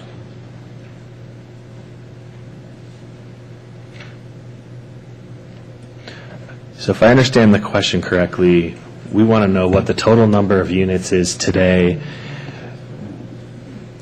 in order to be able to answer the question of at what point will parks be constructed because it's based on number of units. Parse out the question on this one. This is there a financial incentive to the city of Sparks, any tax district or anything, for us to approve a map with additional units today?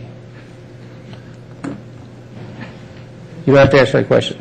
I'll leave it on out there as just as a hanging item. To think about. Thank you, Mr. Mayor. Questions, anyone else? Go ahead, Charlie. I had a question on Village 31, the patio homes. One of the provisions you're asking for is change in the setbacks. And in reading through this, the side yard setbacks, we're going to go from 5 feet to 4 feet. And it looked like staff had some concern with fire codes and additional building requirements because of the proximity of those homes to each other. What would the builder be doing, or would you be doing something to address that as far as additional fire protection because you're so close to the house next to you? Just briefly, in all of these amendments to the handbook and any of the setback changes that I'm proposing, it would only be to give maximum flexibility. These may or may not be utilized, but usually we would propose to have maximum flexibility so if there is an abnormally shaped lot, that we would have the ability to do a minimized setback if needed, but we would adhere with all building codes. It's my understanding that we would have to build a special type of firewall. In that case, all of the building plans would be reviewed by city staff through your engineering and building department, so we would have to be in full compliance with the Universal Building Code and have to comply with any necessary regulations to make sure that we address that. Okay, thank you. You're welcome. Anyone else? Okay. This is a public hearing, so I'll open the public hearing. And the folks that want to speak now, we'll bring you on up to speak for 3 minutes. We'll clear the area for you here real quick.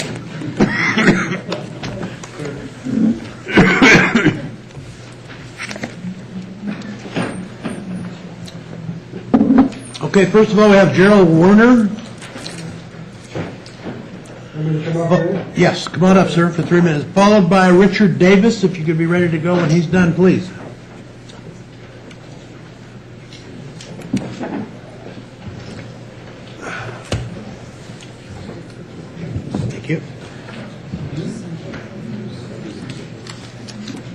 Mr. Mayor? Go ahead, sir. Councilman? Yeah, I'm a resident of the area just above 5A, and I'm glad to see now that it's been removed from the project. But this comes up, it came up a couple of years ago. Is there some way to assure the residents there who bought that land on the basis that they thought that view would be there in perpetuity, and just permanently amend the whatever requirements we have to amend so that it is not developed? That's my main comment. But I'm very glad to see it was withdrawn from the project. Okay. Thank you, sir. Richard Davis, followed by Marilyn Brainerd.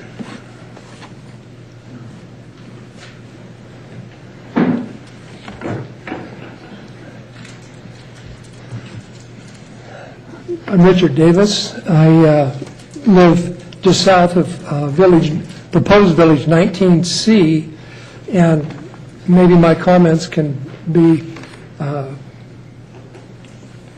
terminated with a little clarification.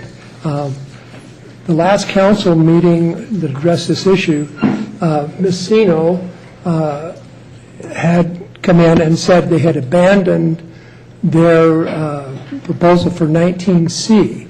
I see it's back on again. Can she address that for us? Sure. 19C?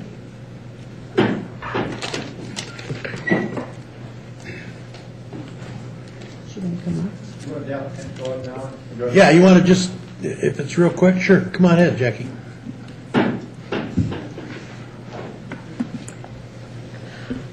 I was just mentioning to Doug and to Tim that I had submitted a letter back in May 16th of 2012, and I did put on hold Village 19C. So I am not bringing that forward. I would put on hold Villages 5A, 28, and 19C. So that's just a minor oversight in the staff report. I am not bringing that before you today. My work here is done. Thank you. Marilyn Brainerd, followed by Brett Miller.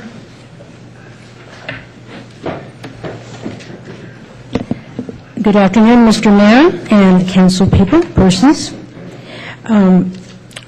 Those of us who have chosen to live in a community association agree and recognize our responsibility as owners, at least if you have read all the documents prior to signing your escrow papers.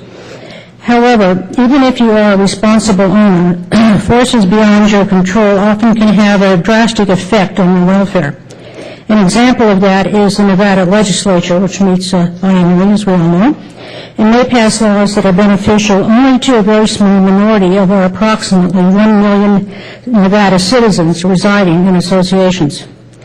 For that reason, I'm a member of the Legislative Action Committee of Community Associations Institute, a national membership organization that represents and advocates for successful common interest communities such as Winfield Springs. The committee works to support favorable legislation. Today, I am representing our over 2,100 owners as a director on the board. To ask that you recognize what Edmund Burke, the 18th century Irish statesman, warned, those who don't know history are destined to repeat it. In our case, the necessity to have clear language in a master plan that addresses future development and building is what we must secure. The 5 of you are the ones most able to protect our interests. Please do not let us down. Thank you. Thanks, Marilyn. Brett Miller, followed by Bob Dennis.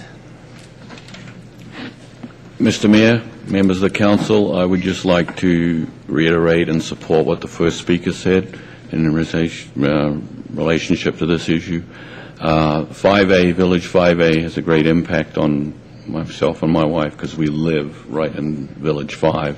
And I would like to, once and for all, either they bring it forward and it gets approved or not approved, or it gets left and finalized. And that's basically why I came up to speak, is to support the first speaker in that realm of Village 5A. Thank you, sir. Appreciate it. Bob Dennis, followed by Bob Jacobson.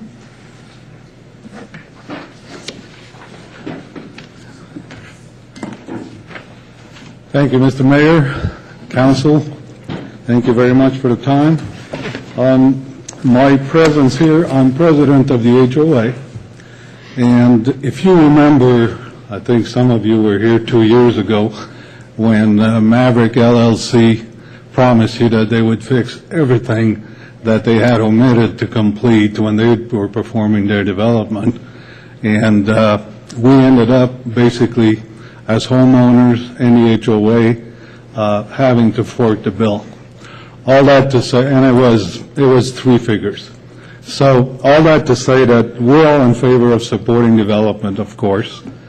To answer one of your questions, we have 2,042 lots that we collect from, so that's the number that we go with.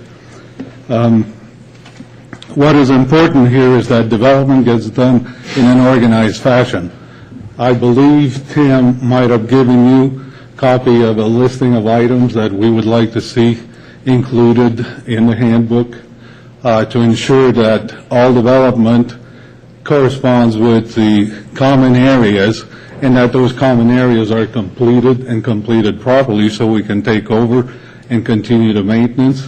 The other aspect of it, of course, is the blend with the existing landscaping scheme.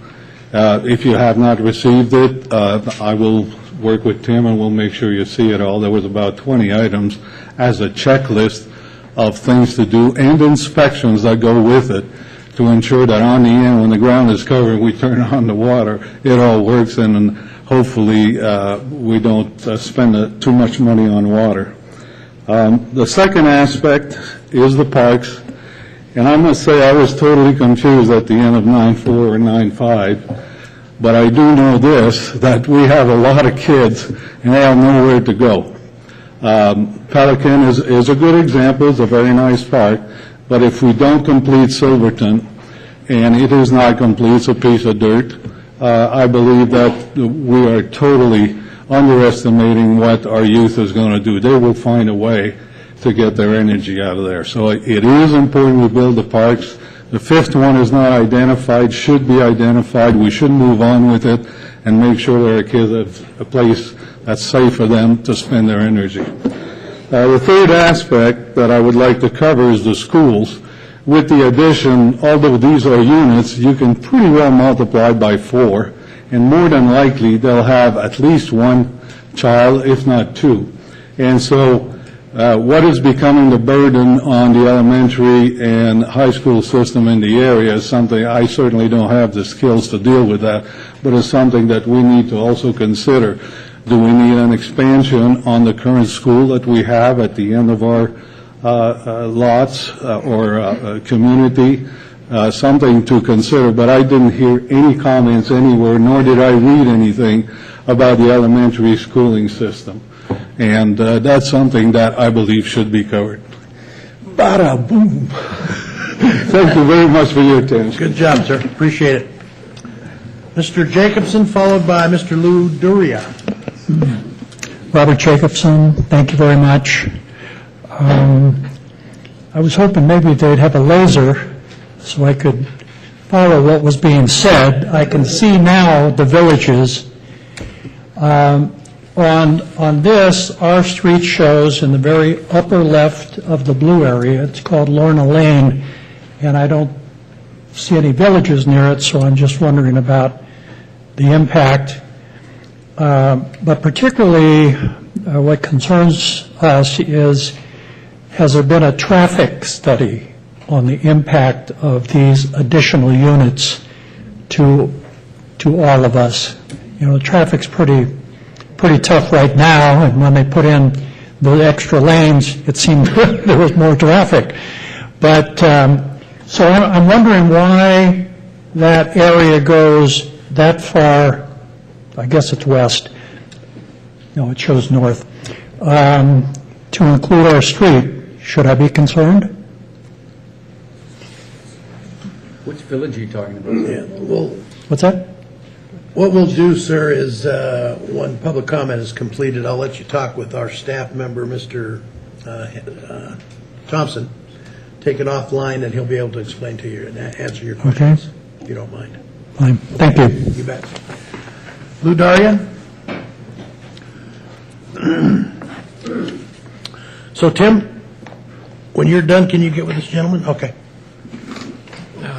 Thank you, Mr. Mayor. Good to see you again. See you, sir. Council. Pretty much has been covered. I'd just like to get a little firmer on 19C. When Ms. Sino says it's taken off, does that mean taken off? Was that gonna Taken come off back? for now. I think it can come back at a later time, which we will do the same thing we're doing now. I got you. Is have a Okay. public hearing. Okay, we'll have a public hearing, but it has the ability to come back at some future, I so it's believe not so, yes. really eradicated, even though your staff said that it shouldn't be done. Right, but it can still be proposed again in a different manner or some way different, but it will be a public hearing process, so you will be okay. notified. All right. The other well, on the parks, on the Silverton Park and the other parks and the money being allocated, it was pretty tricky how to get what's happening, and a little here, a little there, and so forth. I followed a little bit of it, but I think the main thing is, when is it going to get done? How is it going to get done? Who is going to head it up? Who's going to follow the money trail and say, hey, we're going to use this amount of money at this time? Is there going to be, like in a corporation, when once it's decided to go, we decide to get a project manager, we make him the point man. As the HOA, I'm the vice president, Bob is the president, and we're in agreement. Who do we call to say, hey, where's the Silverton Park scheduling right now? Is it going to happen? And is the money been allocated? Who's the point man? This would be our community development department. I would suggest Mr. Neil Kreutz. I think you know Neil. Yeah, I know Neil very well, yeah. So, again, they will be in charge of the project, and you will be able to contact them. There would be the point. And if it's not Neil, you can correct Neil directly, and he will get you to the right person. Great. Thank you, Mr. Mayor. You bet. Anyone else? Come on down, sir. Just give it to me. Go ahead. Matt Lee, Mark Lee. Go ahead, Mark. Like I said, first time here at one of these meetings, so kind of working my way through the protocol, the procedures. But I'm a homeowner on Singing Hills, and I guess a couple questions that kind of arose during the conversation here, and I think Councilman Schmidt was on the right track. And I guess just for clarification, for my own personal understanding, in regards to the information in the project site, I guess more specifically, Village 27, Phase 3, which is on the other side of the hill there. I know it says on this little printout that was up on the screen that it has proposed number of units as 8. And maybe is that the total number of units, or is that an additional number of units? And if there's already something on the books that I'm not aware of, I mean, how many units are there currently on the books? I think that's where Mr. Councilman Schmidt was going with this. Is there 50 already on the books, and we're going to add an additional 8 to get a total of 58, or is 8 is the total number on that hill? That's the first question that I had. And then another question I had in regarding to the proposal is if there was a traffic impact study done specifically on Singing Hills Drive, because depending, if there's only 8 units that are to be going, because they'll be going right by our house, the number of vehicles to that, accessing to that hill would not be that great. But if there's already 50 there and another 8, it's going to get quite a bit higher, and we'd be looking to sell our home. And then also, just if there's a general time frame in regards to construction on these potential developments, if there's something in the books or something to that regard. But those are the questions that I had specifically. I don't know if someone can answer that. Again, Mr. Lee, we'll have our staff member, Mr. Thompson, answer your questions offline after we're done with this. Okay, great. Thank you. Anyone else, Mr.? Yes, sir. Well, you can just give us your name for the record and fill one out after you're done. Martin Sajinski, Silver King Drive. Question on the commercial space, Village 31, being converted over to residential. How's that going to be served with road access? Okay, again, that's another question we can have answered after the proceedings are done with our staff. Are we going to vote on this today? No, you're not going to vote on this. We are. So there is going to be a vote, but we can't ask the question until after the vote. Or how's that going to work then? Well, this is public comment. It's not public question and answer period. So those are questions that'll be answered offline. So I can't get an answer before the vote? No. So why are we having a public hearing or comment if we can't get answers before? You made the comment, you asked the question, we'll get it answered after the question is done, after the item is done with public comment. A second question I have is, this is public hearing, correct? Yes. It's 2 o'clock in the afternoon. It's 4 o'clock in the afternoon. It's set for 2 o'clock, right? Yes. How many people from the public can be here at 2 o'clock on a business day? You know, we set our meetings like we set our meetings, and we notice them. If you can be here, we appreciate it. If you can't, I'm sorry. They used to be at 7 in the evening, correct? No, they used to be at 4 in the afternoon, and sometimes they went until 7 in the evening. For public comment, correct? Yes, depending on how many agenda items we had. Thank you. You're welcome. Anyone else under public comment? Okay, I'll close the public comment, bring it back to council for action. Questions, Mr. Smith? Just one, I have two questions. How come 28, Village 28 isn't included in the motion? Because it already exists?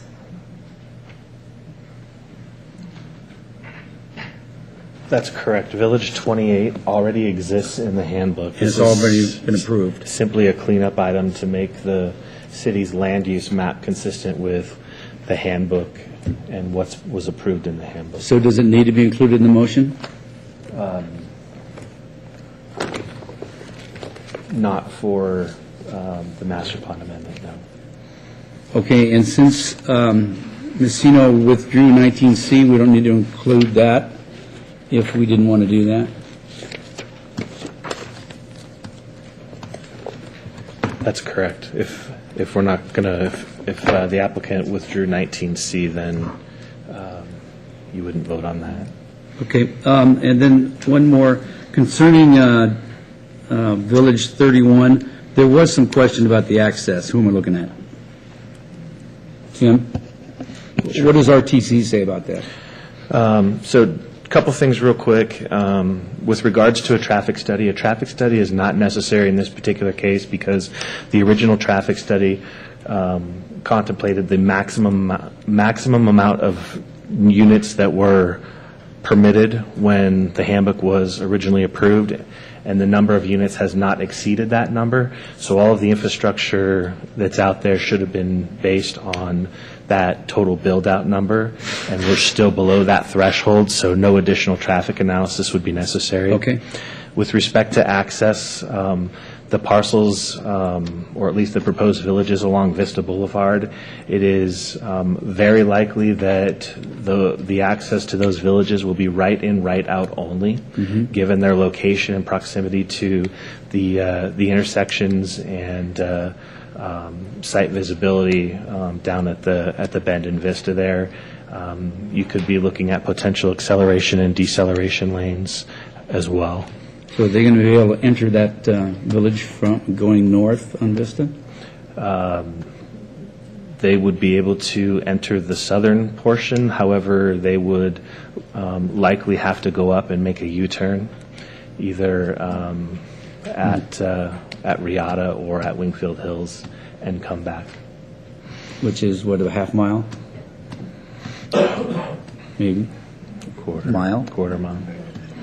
Something like that. Okay. As far as timing of construction, I don't have an answer for when the applicant wishes to start any kind of construction. And then getting back to Councilman Schmidt's question, 310, I believe, is the number that you're looking for. That's the number of units that is out there proposed that does not include what we're discussing today. And let me finish, if you would. Sure. I think making the U-turn is pretty much unacceptable. Is there a chance of taking the median out in that portion so they can have a turning lane to get into to that village?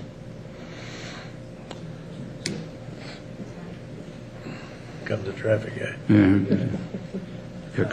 He's got glasses on. Yeah, but you know traffic. Councilman Smith, for the record, John Martini, city engineer. I don't mean to deflect this question, but it's not easily answered sitting here.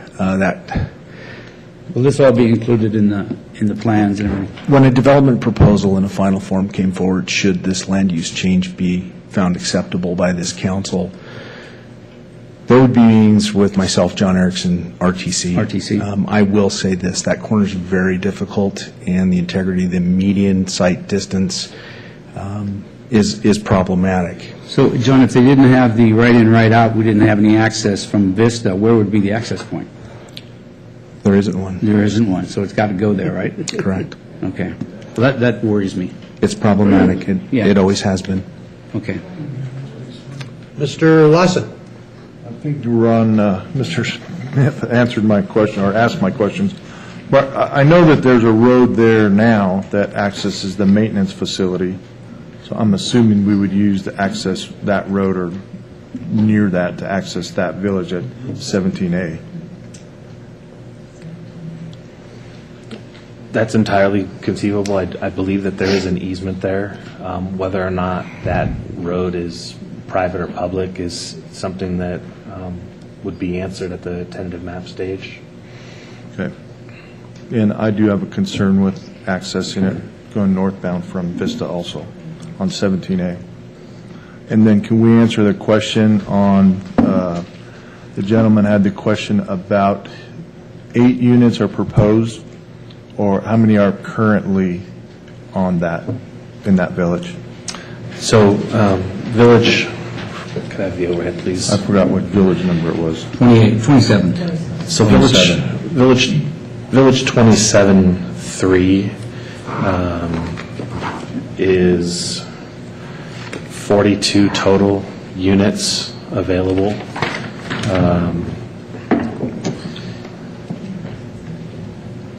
There are 42 available. A developer can build 20 units, and they have the ability for an additional 22 units if they work with the master developer on transferring that density. But the total number of units... The total would be 50. Proposed for 27 would be 42, and then the addition of 24... of Village 27 Phase 4 would be an additional 8 units. Okay. I hope that answers your question, sir. And I think we got all the questions from the audience answered, so Is that it? thank you. Ms. Bybee. I have a question regarding from the Homeowners Association. A couple of you that spoke have presented us with a list of conditions of things that you would like to see addressed before we approve any new project, which I guess would be today also, of things that you would like to see because things that have not come to fruition that were promised in the past, from landscape design to pillars that are entering the different neighborhoods, drought-resistant landscaping, village entrance features, that's what I was looking for, irrigation. So there's a whole list that was presented to us. Is that something we can we put a condition on today that this is included, or how do we go about addressing, because those are concerns, and obviously it's concerns of a large group of homeowners who are living there and know what the issues are, and getting things in writing, I think, is important so that everybody knows on both sides what's expected and what people need to, respect, whatever the agreement is. Whatever the agreement is, can we add a condition to this? The short answer is yes. This is a two-pronged process, so today what you would be granting is tentative approval of the proposed amendments, and you do have the ability to impose conditions upon that approval, what you would like to see included, because this will come back sometime within the next year for the final handbook process, and that at that point in time, those types of issues would hopefully be addressed to your satisfaction. So would building be happening before that? I mean, you're saying in the next year. like, if these are immediate concerns, is construction starting now, and should village entrances or paths or irrigation be happening while construction is happening, or is it this long of a process that it's not, that could happen later? It doesn't have to be decided today. Until there's a final handbook there for the villages that we're discussing today, until there's a final handbook, there will be no development. There may be other portions of the development that could be constructed under the existing handbook that aren't a part of what we're talking about today, that could be under construction, but the villages that we're discussing today could not start construction until we have that final handbook. Okay, thank you. Okay, anyone else? I don't think I closed the public hearing yet, so. Anyone else under public hearing? Public hearing is closed, and I'll bring it back to the council for action. Relax there. Mr. Schmidt? There's one other question from a gentleman in regards to the schools, and I just wanted to go ahead and make a notation that that is a Nevada revised statute that does not allow the city council to address schools' densities, issues, traffic. I'd be more than happy to support you if you were down in the Nevada legislature to go ahead and allow the city council to look at those issues during future development, because I think it's very much a missing piece of what we do. Okay, anyone else? Comments? Ms. Bybee? I guess I'm going to have a motion, but I might need help with how to state this with my addition to it. You're going to have two. You can have first. Could I do them second? Yeah, do them. You have to do them separately. These two, but then about the conditions, that's a third one that's added to it? No, it can be added to the, you want that on the master plan amendment, right? Any condition should be related to the handbook itself, so I believe you could vote on the master plan amendments first. And then the second one was, it would fall under the handbook. And then you can do the handbook. Okay. Wow, those are long. Okay. You don't have to read half of it. Okay. I move to certify Master Plan Amendment Resolution Number 3236 associated with PCN 12010 to change the land use designation on 3.7 acres from open space to 4 dwelling units per acre, and change the land use designation on approximately 8 acres from 4 dwelling units per acre to open space, Village 27, based on findings MP1 through MP4, and the facts supporting those findings is set forth in the Planning Commission's staff report. Do I keep the same? This is all going to be in one, the second half of it too? I believe so, yes. Okay, and I move also to certify Master Plan Amendment Resolution 3237 associated with PCN 12010 to change the land use designation on 10.9 acres from open space to 4 dwelling unit per acre, Village 28, based on the findings of MP1 through MP4 and the facts supporting those findings as set forth in the Planning Commission's staff report. Do you have a second? Mr. Schmidt? No, I've got a comment after the second. Do you have a second? Mr. Smith? Second. Moved by Councilwoman Bybee, seconded by Councilman Smith to approve the master plan amendments. Questions, Mr. Schmidt? Thank you, Mr. Mayor. I wanted to explain my absent vote on 9.5 and abstention vote, and also my abstention vote on this particular item, because I in looking at these two different items, it could be turned, and one of the things as elected official, we always keep ourselves away from judges and jails, and nothing against your profession there, Bill, or anything like that, but, try to look at what's the right thing to do. When I look at 9.5, there's 3 or 4 areas in this agreement that direct staff has to do certain things at certain times. There's financial incentives to go ahead and do the development.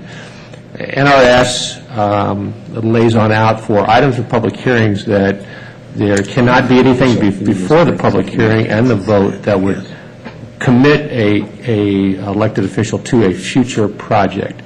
Now, if this ever got appealed for whatever by anybody, or things went wrong coming down in the future where staff failed to fulfill some of their time frames, and this ever went to court, I think for me personally, there's enough time in this document to the public hearing. Even the date and time of this public hearing was tied into item number 9.5. So I'll be abstaining because I don't want to be connected with these two items the way they're presented. Thank you. Okay, anyone else, comments? Seeing none, please vote. Still there, Julia? I'm having a hard time going through the session, so I wish you could explain it. We need you to repeat that a little louder, please. So I was able to hear your staff presentation for public comment, but I'm having a hard time hearing staff presentation. So I'm going to abstain on this one. You're going to abstain also? Okay. All right, please display. Okay, we have 3 votes for, 2 abstaining, so passes 3-zip. Okay. Second motion, tentative approval of plan development handbook.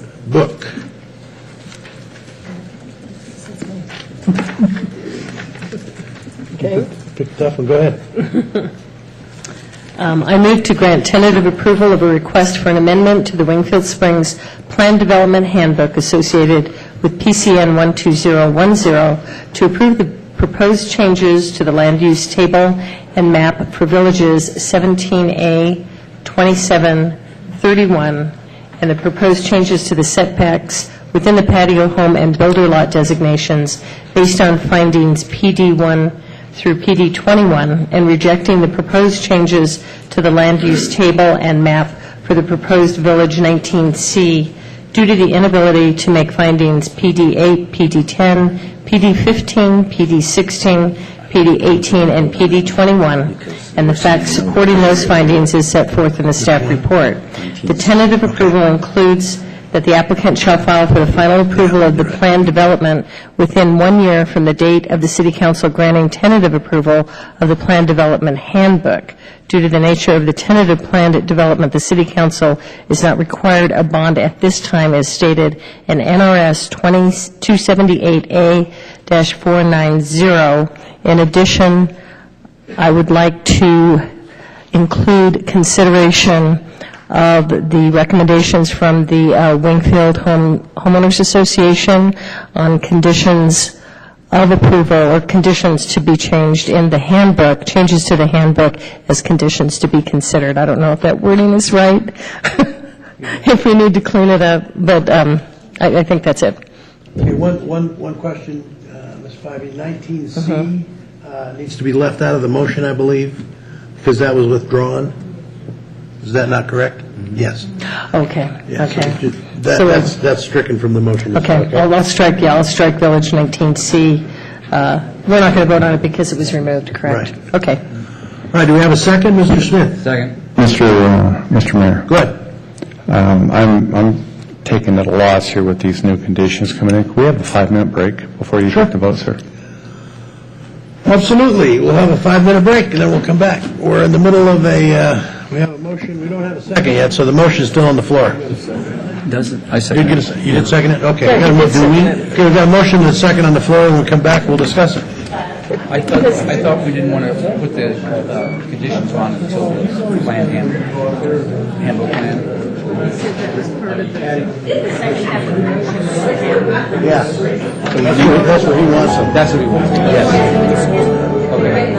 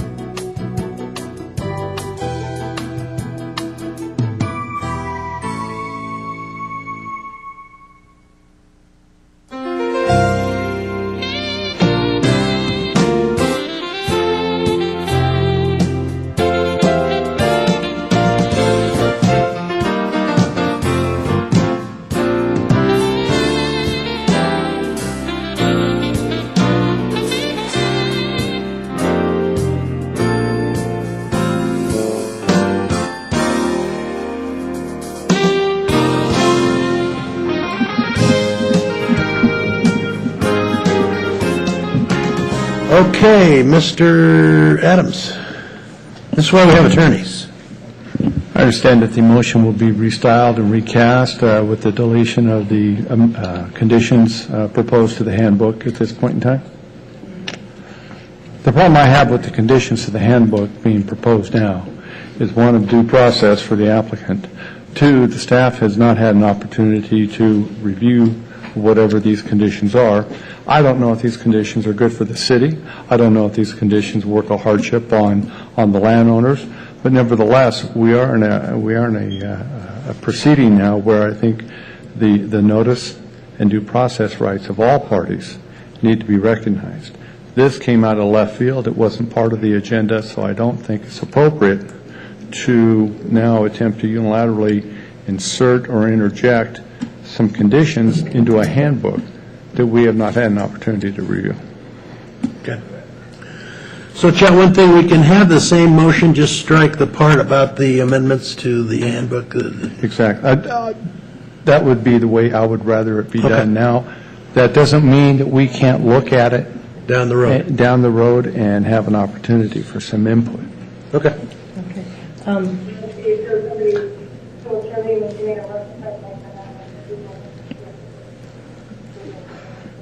Tim, bend that microphone. Julia, speak up again, please.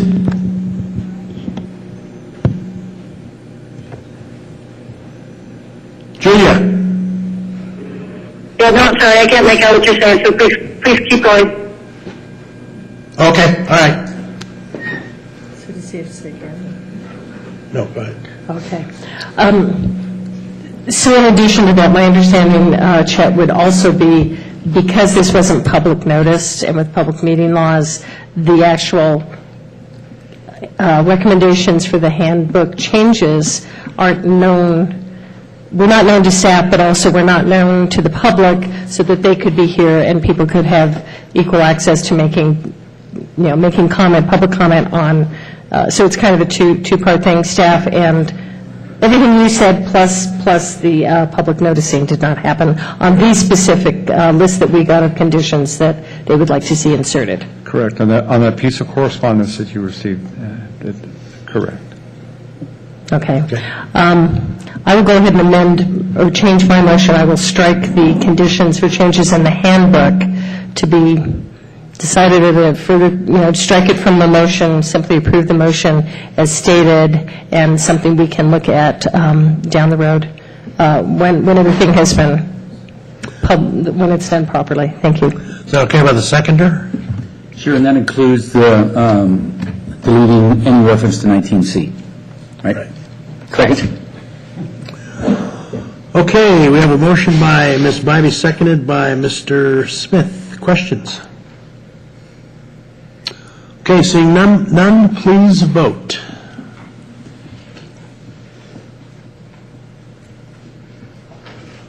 I'm going to abstain again. Okay. Passes 3 with 2 abstentions, Ms.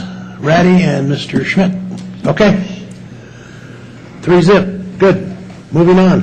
Thank you, folks, for being here. Appreciate it. Okay, let's move on to 9.3.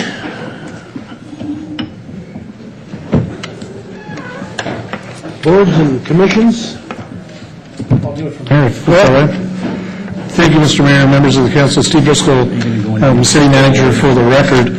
What you have in front of you in 9.3 is a result of the current election cycle. Whenever, every 2 years, the council takes a look at the boards and commissions assignments and makes a decision whether or not to make some changes, depending on the rules of the positions.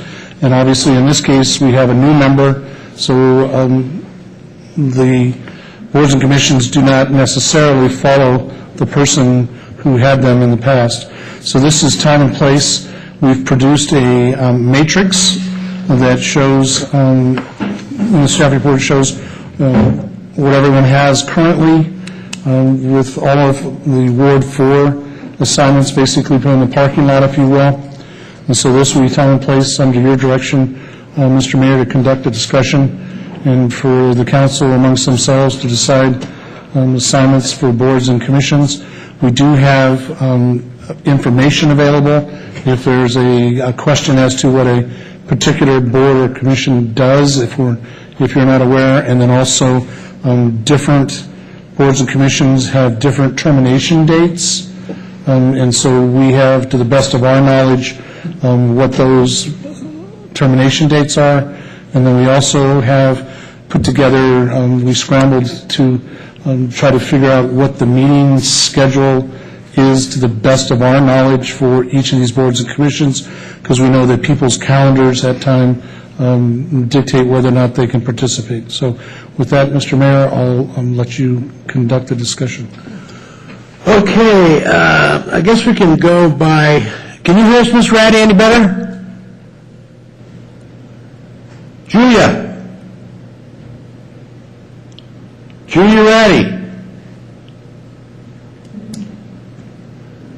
Sorry about that. I was having a hard time getting my phone off mute. So I can hear Steve Driscoll and I can hear Gino, but I can't necessarily hear everybody else's comments. If you could repeat back the motion, that'd be helpful. I think we need to speak into the microphone each time we speak. So maybe the best way to do this is just look at what each of us have now and see if there's something you're willing to give up or if you want something else or whatever. As I look at my boards and commissions, I'm fine with what I have. I don't really need any changes on mine unless there's something that somebody wants to take sewer appeals. I know that'll never happen, so I'll just take it and forget about it. So, Julia, is there anything specific on yours that you want to give up or something you want? So I would like to be considered to chair the redevelopment agency. Okay. And then I have been on the Parks and Recreation Commission now for 6 years. Knowing that I will be leaving the council in 2 years, I wanted to just offer that up if there's anybody who would like to learn a little bit more about the Parks and Recreation function by being on the Parks and Rec Commission. It meets 4 times a year, so it's not a high time commitment, but it's an important group, great group that we're working with now. So if anybody's interested in that, I'd be willing to let it go. Okay, but if nobody's interested, you'd be willing to take it again? And if nobody's interested, I'm happy to keep doing it. Okay. So then we need to put probably vice chair of the agency in the parking lot? Right, Cindy, Miss Vanna Bogan? For redevelopment? Ross. No, for Julia. Yeah. Redevelopment Agency Vice Chair, there you go. Okay, Mr. Lawson. I'm willing to give up the senior services, and I want to be on the RSCVA.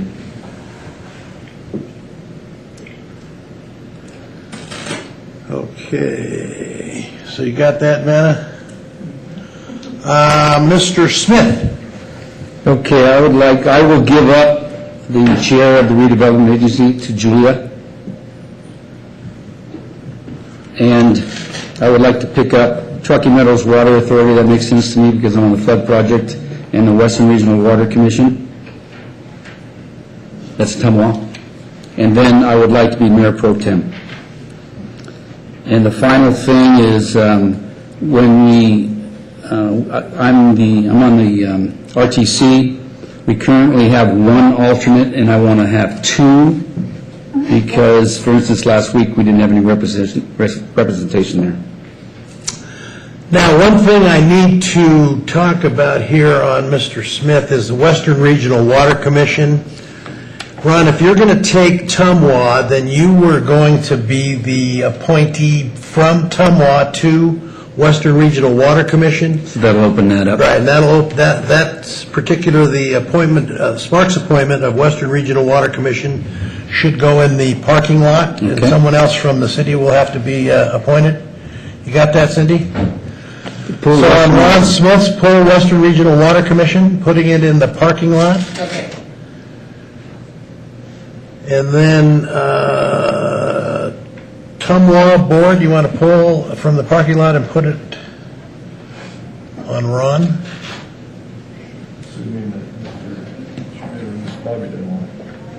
Yeah, that's true. Maybe just leave it in the parking lot. I'm sorry. Lost my head. All right, next would be, I think we'll leave you for the last. So Ron Schmidt? I want to keep tourism marketing and IT steering committee. I'll be more than happy to go ahead and give Charlene the alternate for the regional transportation, the Western Nevada Development District alternate. I would like to also be RSCBA.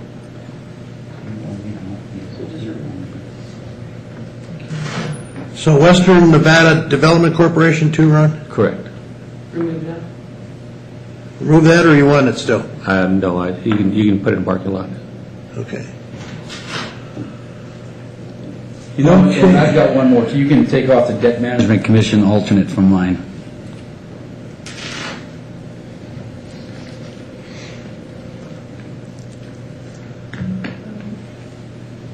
Okay, so Ms. Bybee for Mike Kerrigan's. You okay with Regional Planning Governing Board?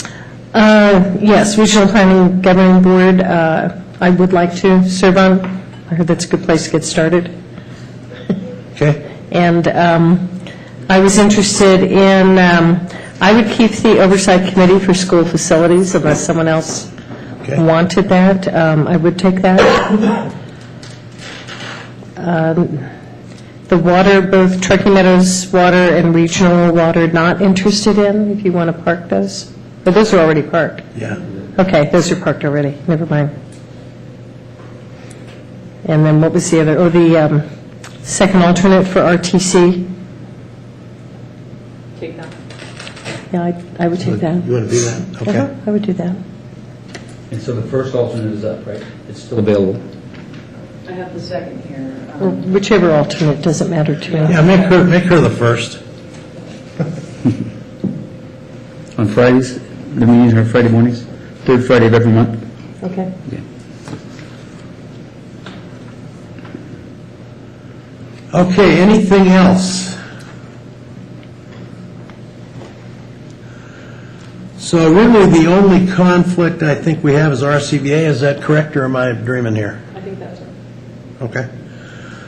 So why don't we go down and put that in the parking, leave that in the parking lot, and let's put everything else in place that we have, and maybe vote on those, and then we can conclude with You want to put the rest of them? Yeah. Like who wants them? Yeah. All right, tell us what's in the parking lot. Truckee Meadows Water Authority. Okay, that's going to be, Ron Smith wants that, nobody else wants that, is that correct? Go ahead. We still have another one. Western Regional Water Commission appointed by Sparks. Anybody, who wants that? No, I have to get off because of... That has to be a Sparks appointment because he will be Tumwa's appointment. Okay. I'll be on there, but it'd just be... From somebody else. Anybody want that? Sooner or later, somebody will have to take it, so let's put it in the park. What? Well, go ahead, then put me on it. Charlene doesn't want it, then I'll go on it. Okay, put Ed Lawson on it. Redevelopment Agency Vice Chair.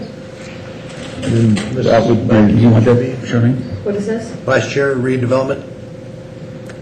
Sure. Okay, good. That's a good one. Western Nevada Development District Alt. Need some help there. Anybody want that? What do we have on there? Western Regional, go ahead. Western Nevada Development District, it's the regional arm, or the federal arm of economic development for our 8-county region. How often does that meet, Ed? How much? Once a month. Once a month, and it's usually in Fernley on a Wednesday morning at 10. So that's just an alternate position? Yes. Anybody want that? I'll take it. Go ahead and put it on there. Put it under Ron Smith. Step up. What's next? Parks and Rec Commission. Parks and Rec. Anybody want Parks and Rec? Would you like that, Charlene? I could do, that's only meeting 4 times a year, right? Yeah. Yeah, Parks and Rec I could take. Good, perfect. Washoe County Senior Services Board of Trustees. Anybody want that?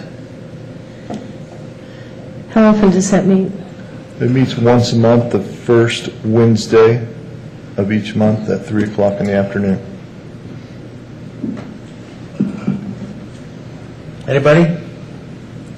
Keep it down there, and let's see what. Well, Ed I can, like that, I think I've got too much. Ed can always take it back, so you never have too much. Yeah. What else you got? Debt Management Commission alt. That's 4 times a year. I've never been there. Yeah. I'll take it back. It doesn't Yeah, matter. and the way it's been going with development and things, nothing going on. Yeah. They meet once a year, they have to meet, and that's about it, so. Mayor Pro Tem. That was Ron Smith. What else?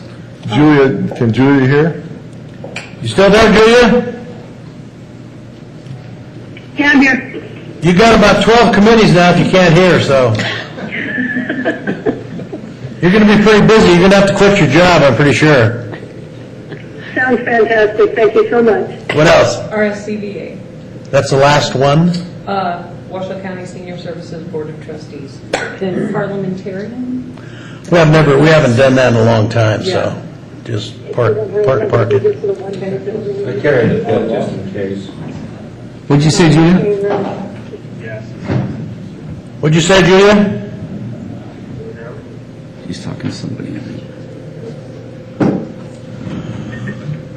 Okay, so the only thing we have left is RSCBA then. So can we approve what we have now and then discuss RSCVA as a single one? What's the other ones? We have the Senior Service Board of Trustees one, too. Who had that? Ed. You're the guy, man. You're the guy. I love them little blue-haired ladies, so. Put it back on Ed. Yep. They love me too, don't they, Tracy? We also have the RTC alt number 2. You can give that to me if you want, that's fine. I don't, Okay. with everybody that's there, I don't see a problem there, so. Okay, any other questions about the assignments so far? Julia? I'm fine. Anyone else? Okay, looking for a motion on the assignments as we have them now. Somebody? Motion? Mr. Lawson? They got it all turned on here. I'll make a motion to approve the board assignments as they're listed on Vanna's board here, minus the RSCBA. Do you have a second? Mr. Smith? Second. A motion by Mr. Lawson, seconded by Mr. Smith to approve the assignments as on the board, other than RSCV. Any further discussion? Seeing none, please vote. Aye. Passes unanimously with Ms. Ratty as an aye. Okay. RSCVA. We have 2 people that want RSCVA. Questions, comments? I'll make a comment. I would, seeing that Mr. Lawson has 4 years left and going to be on the council for 4 years, I would rather see this as a 4-year commitment. It's coterminous with the term that he has. I think this is a board that we need somebody that can build good relations, and I believe Ed would be that particular person. That would be my recommendation, and then we'll take comments from the rest of the board. Are we voting on this, or? Not yet, but we're making comments, and then somebody will have to make a motion. Okay. Mr. Lawson, you want to state your case?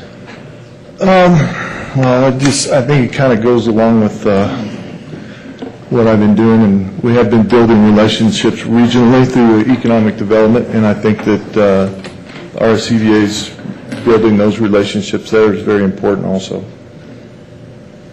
Mr. Schmidt? Thank you, Mr. Mayor. I've spent almost 7 years now, I believe, on tourism marketing. Been involved in the city's branding and the redevelopment package we put together for the tourism marketing. The jobs are pretty close to the same thing, trying to figure out how we're going to increase tourism. Pretty hard pressed to say that the city hasn't done a remarkable job in the last 7 years when it comes to trying to increase tourism marketing. We spent a lot of time with RSCVA. I think it's functionally, it's the right thing to do. As senior member on the council for 14 years, it is a coterminous to it. It means that it comes back for 2 years, in 2 years come back to the council. It can't come back to the council in 2 years, no matter how things go. We know that is the ruling that come back a few years ago when we had some tremendous problems on the RSCBA. So I'm just asking to continue my work with tourism marketing on a regional level. Okay, questions? No more questions? Looking for a motion? Mr. Smith? This is very difficult, Chris. We have two qualified people to serve on the RSCBA, and it's a sought-after committee. I do believe that they're both connected to it, but it's my opinion after 7 years on the Tourism Marketing Committee that I'll nominate Councilman Schmidt. Do you have a second? Okay, the motion dies for the lack of a second. Do we have another motion?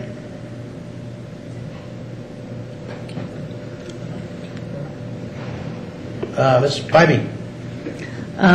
This is tough, and obviously I don't know you both really well. Both of you would do a great job. In this position, it is a highly visible position for the city of Sparks. I think it is important to put somebody on there who, and either one of you could absolutely do the job, but I'm going to go ahead and nominate Ed Lawson for the position of representative to RSCBA. Do you have a second? Second. We have a motion by Ms. Bobby, seconded by Mr. Smith to approve Ed Lawson on RSCBA. Any further discussion? All those in favor, please vote. I'm sorry. Aye. Okay, passes unanimously. Okay, so we have, you want to put that one up there for Mr. Lawson? What else do we have left there, Vanna? Just parliamentarian. And I don't think we've done that in a while, so looks like we're, do you have any questions? Looks okay to you, or everything's fine? Yeah. Okay. All right, moving right along. Do we have a closed door session, Steve? No, sir. Comments from the public? Anyone in the public want to comment? Come on up, Marilyn.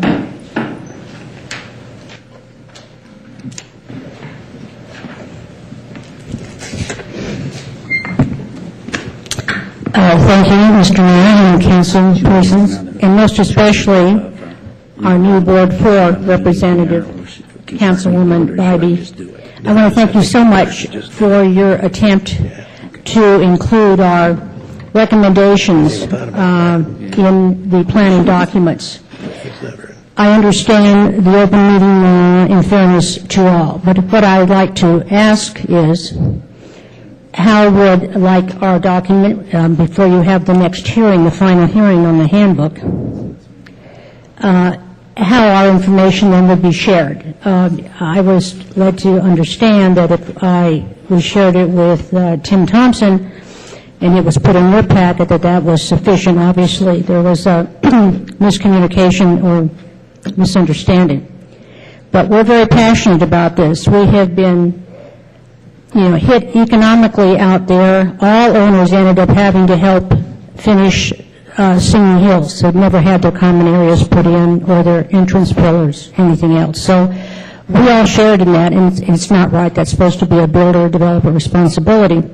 So I would just plead with you that for the next hearing, be very specific, if you could, Mr. Adams, and let us know what we need to do, how we need to present it. Because we just can't be at risk again, especially with all these separate little developments going on. We have no idea who's going to be building. We don't know it may not be the Cinos. It may be other people will come in and do the building. We just want the conditions to go with the property, with the land, that the common area be finished, and we don't think that's unreasonable. And I hope you all agree, and that we'll find a way to accomplish it. So please feel free, if you would, to let Tim know, to let us know, or however you want to communicate, so we'll do it the right way.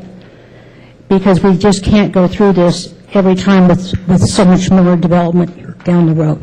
So thank you so much for your time. Thank you, Marilyn. I think it's duly noted by the people in the building that we'll be working on that with you guys. So thank you so much. You. Appreciate it. Anyone else? Comments from the public? Comments from the city council or city manager? Mr. Mayor. Go ahead, Steve. I have some announcements, sir. Shoot. So we have terms that will expire for the following committees in December of 2014. That will be the Airport Noise Advisory Committee, one member with a 2-year term. The Washoe County District Board of Health, one member for 4-year term. And people that are interested in that position, they can go online and fill out a community service application by going to the city's website at www.cityofsparks.us, click on City Services on the webpage, and then click on Volunteering, Get Involved, and then you can fill out the City of Sparks volunteer application. Applications for these two positions will be accepted until the close of business on November 28th. In addition to that, there is also a position that will be open for Parks and Recreation. Their board, there's one member, will fill a term till the end of June of 2015. You would apply the same way as before, and applications for this position will be open until close of business on December 15th of 2014. And then, Mr. Mayor, if I could, one other announcement, one other thing to say. The city had a 11-member team go to the Emergency Management Institute last week, and Mr. Smith represented the council, and your team represented all of the various disciplines of emergency management. There were 73 people total in the room receiving education from the region, and in that training, our team really took a lead. They were quite responsive to the discussion of the topics. They brought great examples and really pulled some things together. And then in a couple of exercises, while they may not have been designated as the leader of a position, they certainly took leadership roles, and they made the training as real as it could be. And this was probably one of the best training exercises that we've done. Some of the information I will be working with Mr. Keniston for future, because I still think that some of it's dated, but we didn't allow, your team did not allow that to slow them down. And so I think they were very well represented. There were lots of comments by the teaching staff about how well they did. And so we'll take some of the lessons learned from that. We'll come back and work on our plans, and then we'll provide some training to the council as a whole once we have solidified that. So sometime between now and spring, in one of our workshops, we'll spend an hour or two talking about the concepts and what councils are responsible for in emergency management. But I could not be prouder of the team that went. It was a pleasure to lead them. Thank you. Thanks, Steve. Anyone else? Go ahead. You know, I'm going to echo what the city manager said, and unfortunately, we have a lot of practice with floods. So the last almost flood, I was so impressed with our emergency operations that that's why I wanted to go to this class. This disaster was actually an earthquake, and they throw everything at you, and plus nuisance calls to try to get you off track and everything else. But Sparks stood out among everybody out there with their ability and what they know. So I want to thank you for letting me go, and I look forward to the other council members doing the same thing. So thank you. Anyone else? Okay, I have one announcement. I want to congratulate Mr. Lawson for being designated by the Builders Association as the Public Official of the Year. Yay. For 2014. So. Any comments? You're just as surprised as I was. No, this is why I got involved with this job. I listened to a speech by an architect about deferring impact fees, and the more I talked to builders, the more I found out, about 33% of their money they pay is in upfront fees that don't get used till the home gets occupied. So why borrow all that money and pay interest on it? So it just made perfect sense, and it was one of those easy things to change in government. We got Sparks across the goal line, thanks to Mr. Martini. We have Reno and Washoe County to about the 10-yard line. I'm hoping now that the elections are over, we can help them get across the goal line, too, and pass the same ordinance. But thank you. I was very honored by that award. Anyone else? Seeing no further business, we're adjourned. Meeting for the last 4 years next month. We'll call the order of the Sparks Redevelopment Agency meeting of 11/24/14 with a roll call, please. Chairman Smith. Here. Agency members Ratty. Lawson. Here. Martini. Here. Bybee. Schmidt. Here. Agency Attorney Adams. And Chief Administrative Officer Driscoll. Here. We have a quorum. Thank you. Thank you. I'll open it up to public comment. Anybody wishing to speak at this time? Seeing none, we'll bring it back to the agency. Approval of the agenda. So moved. Second? We have a motion and a second. Any further discussion? All in favor, say aye. Aye. Opposed? Passes unanimously. Approval of the minutes. Consideration and possible approval of the minutes of the regular Sparks Redevelopment Agency meeting for October 27th, 2014. Any changes? Move to approve, Mr. Chair. We have a motion. Second. And a second. Any further discussion? All in favor, say aye. Aye. Opposed? Passes unanimously. Report of claims and bills approved for payment and appropriation transfers for the period October 9th, 2014 through November the 12th, 2014. Move to approve, Mr. Chair. Second. We have a motion and a second. Any further discussion? All in favor, say aye. Aye. Opposed? That passes unanimously. Comments from the public. I'll open it back up to the public. Anybody wishing to speak at this time? Seeing none, we'll bring it back to the agency. Comments from the agency. Chief Administrative Officer, Mr. Driscoll. Mr. Chair, I'd just like to remind the agency that their monthly meeting for December will be held on December 8th, as there will be no meeting on December 22nd. Okay, thank you. Any other comments? Okay, we are adjourned. Thank you very much.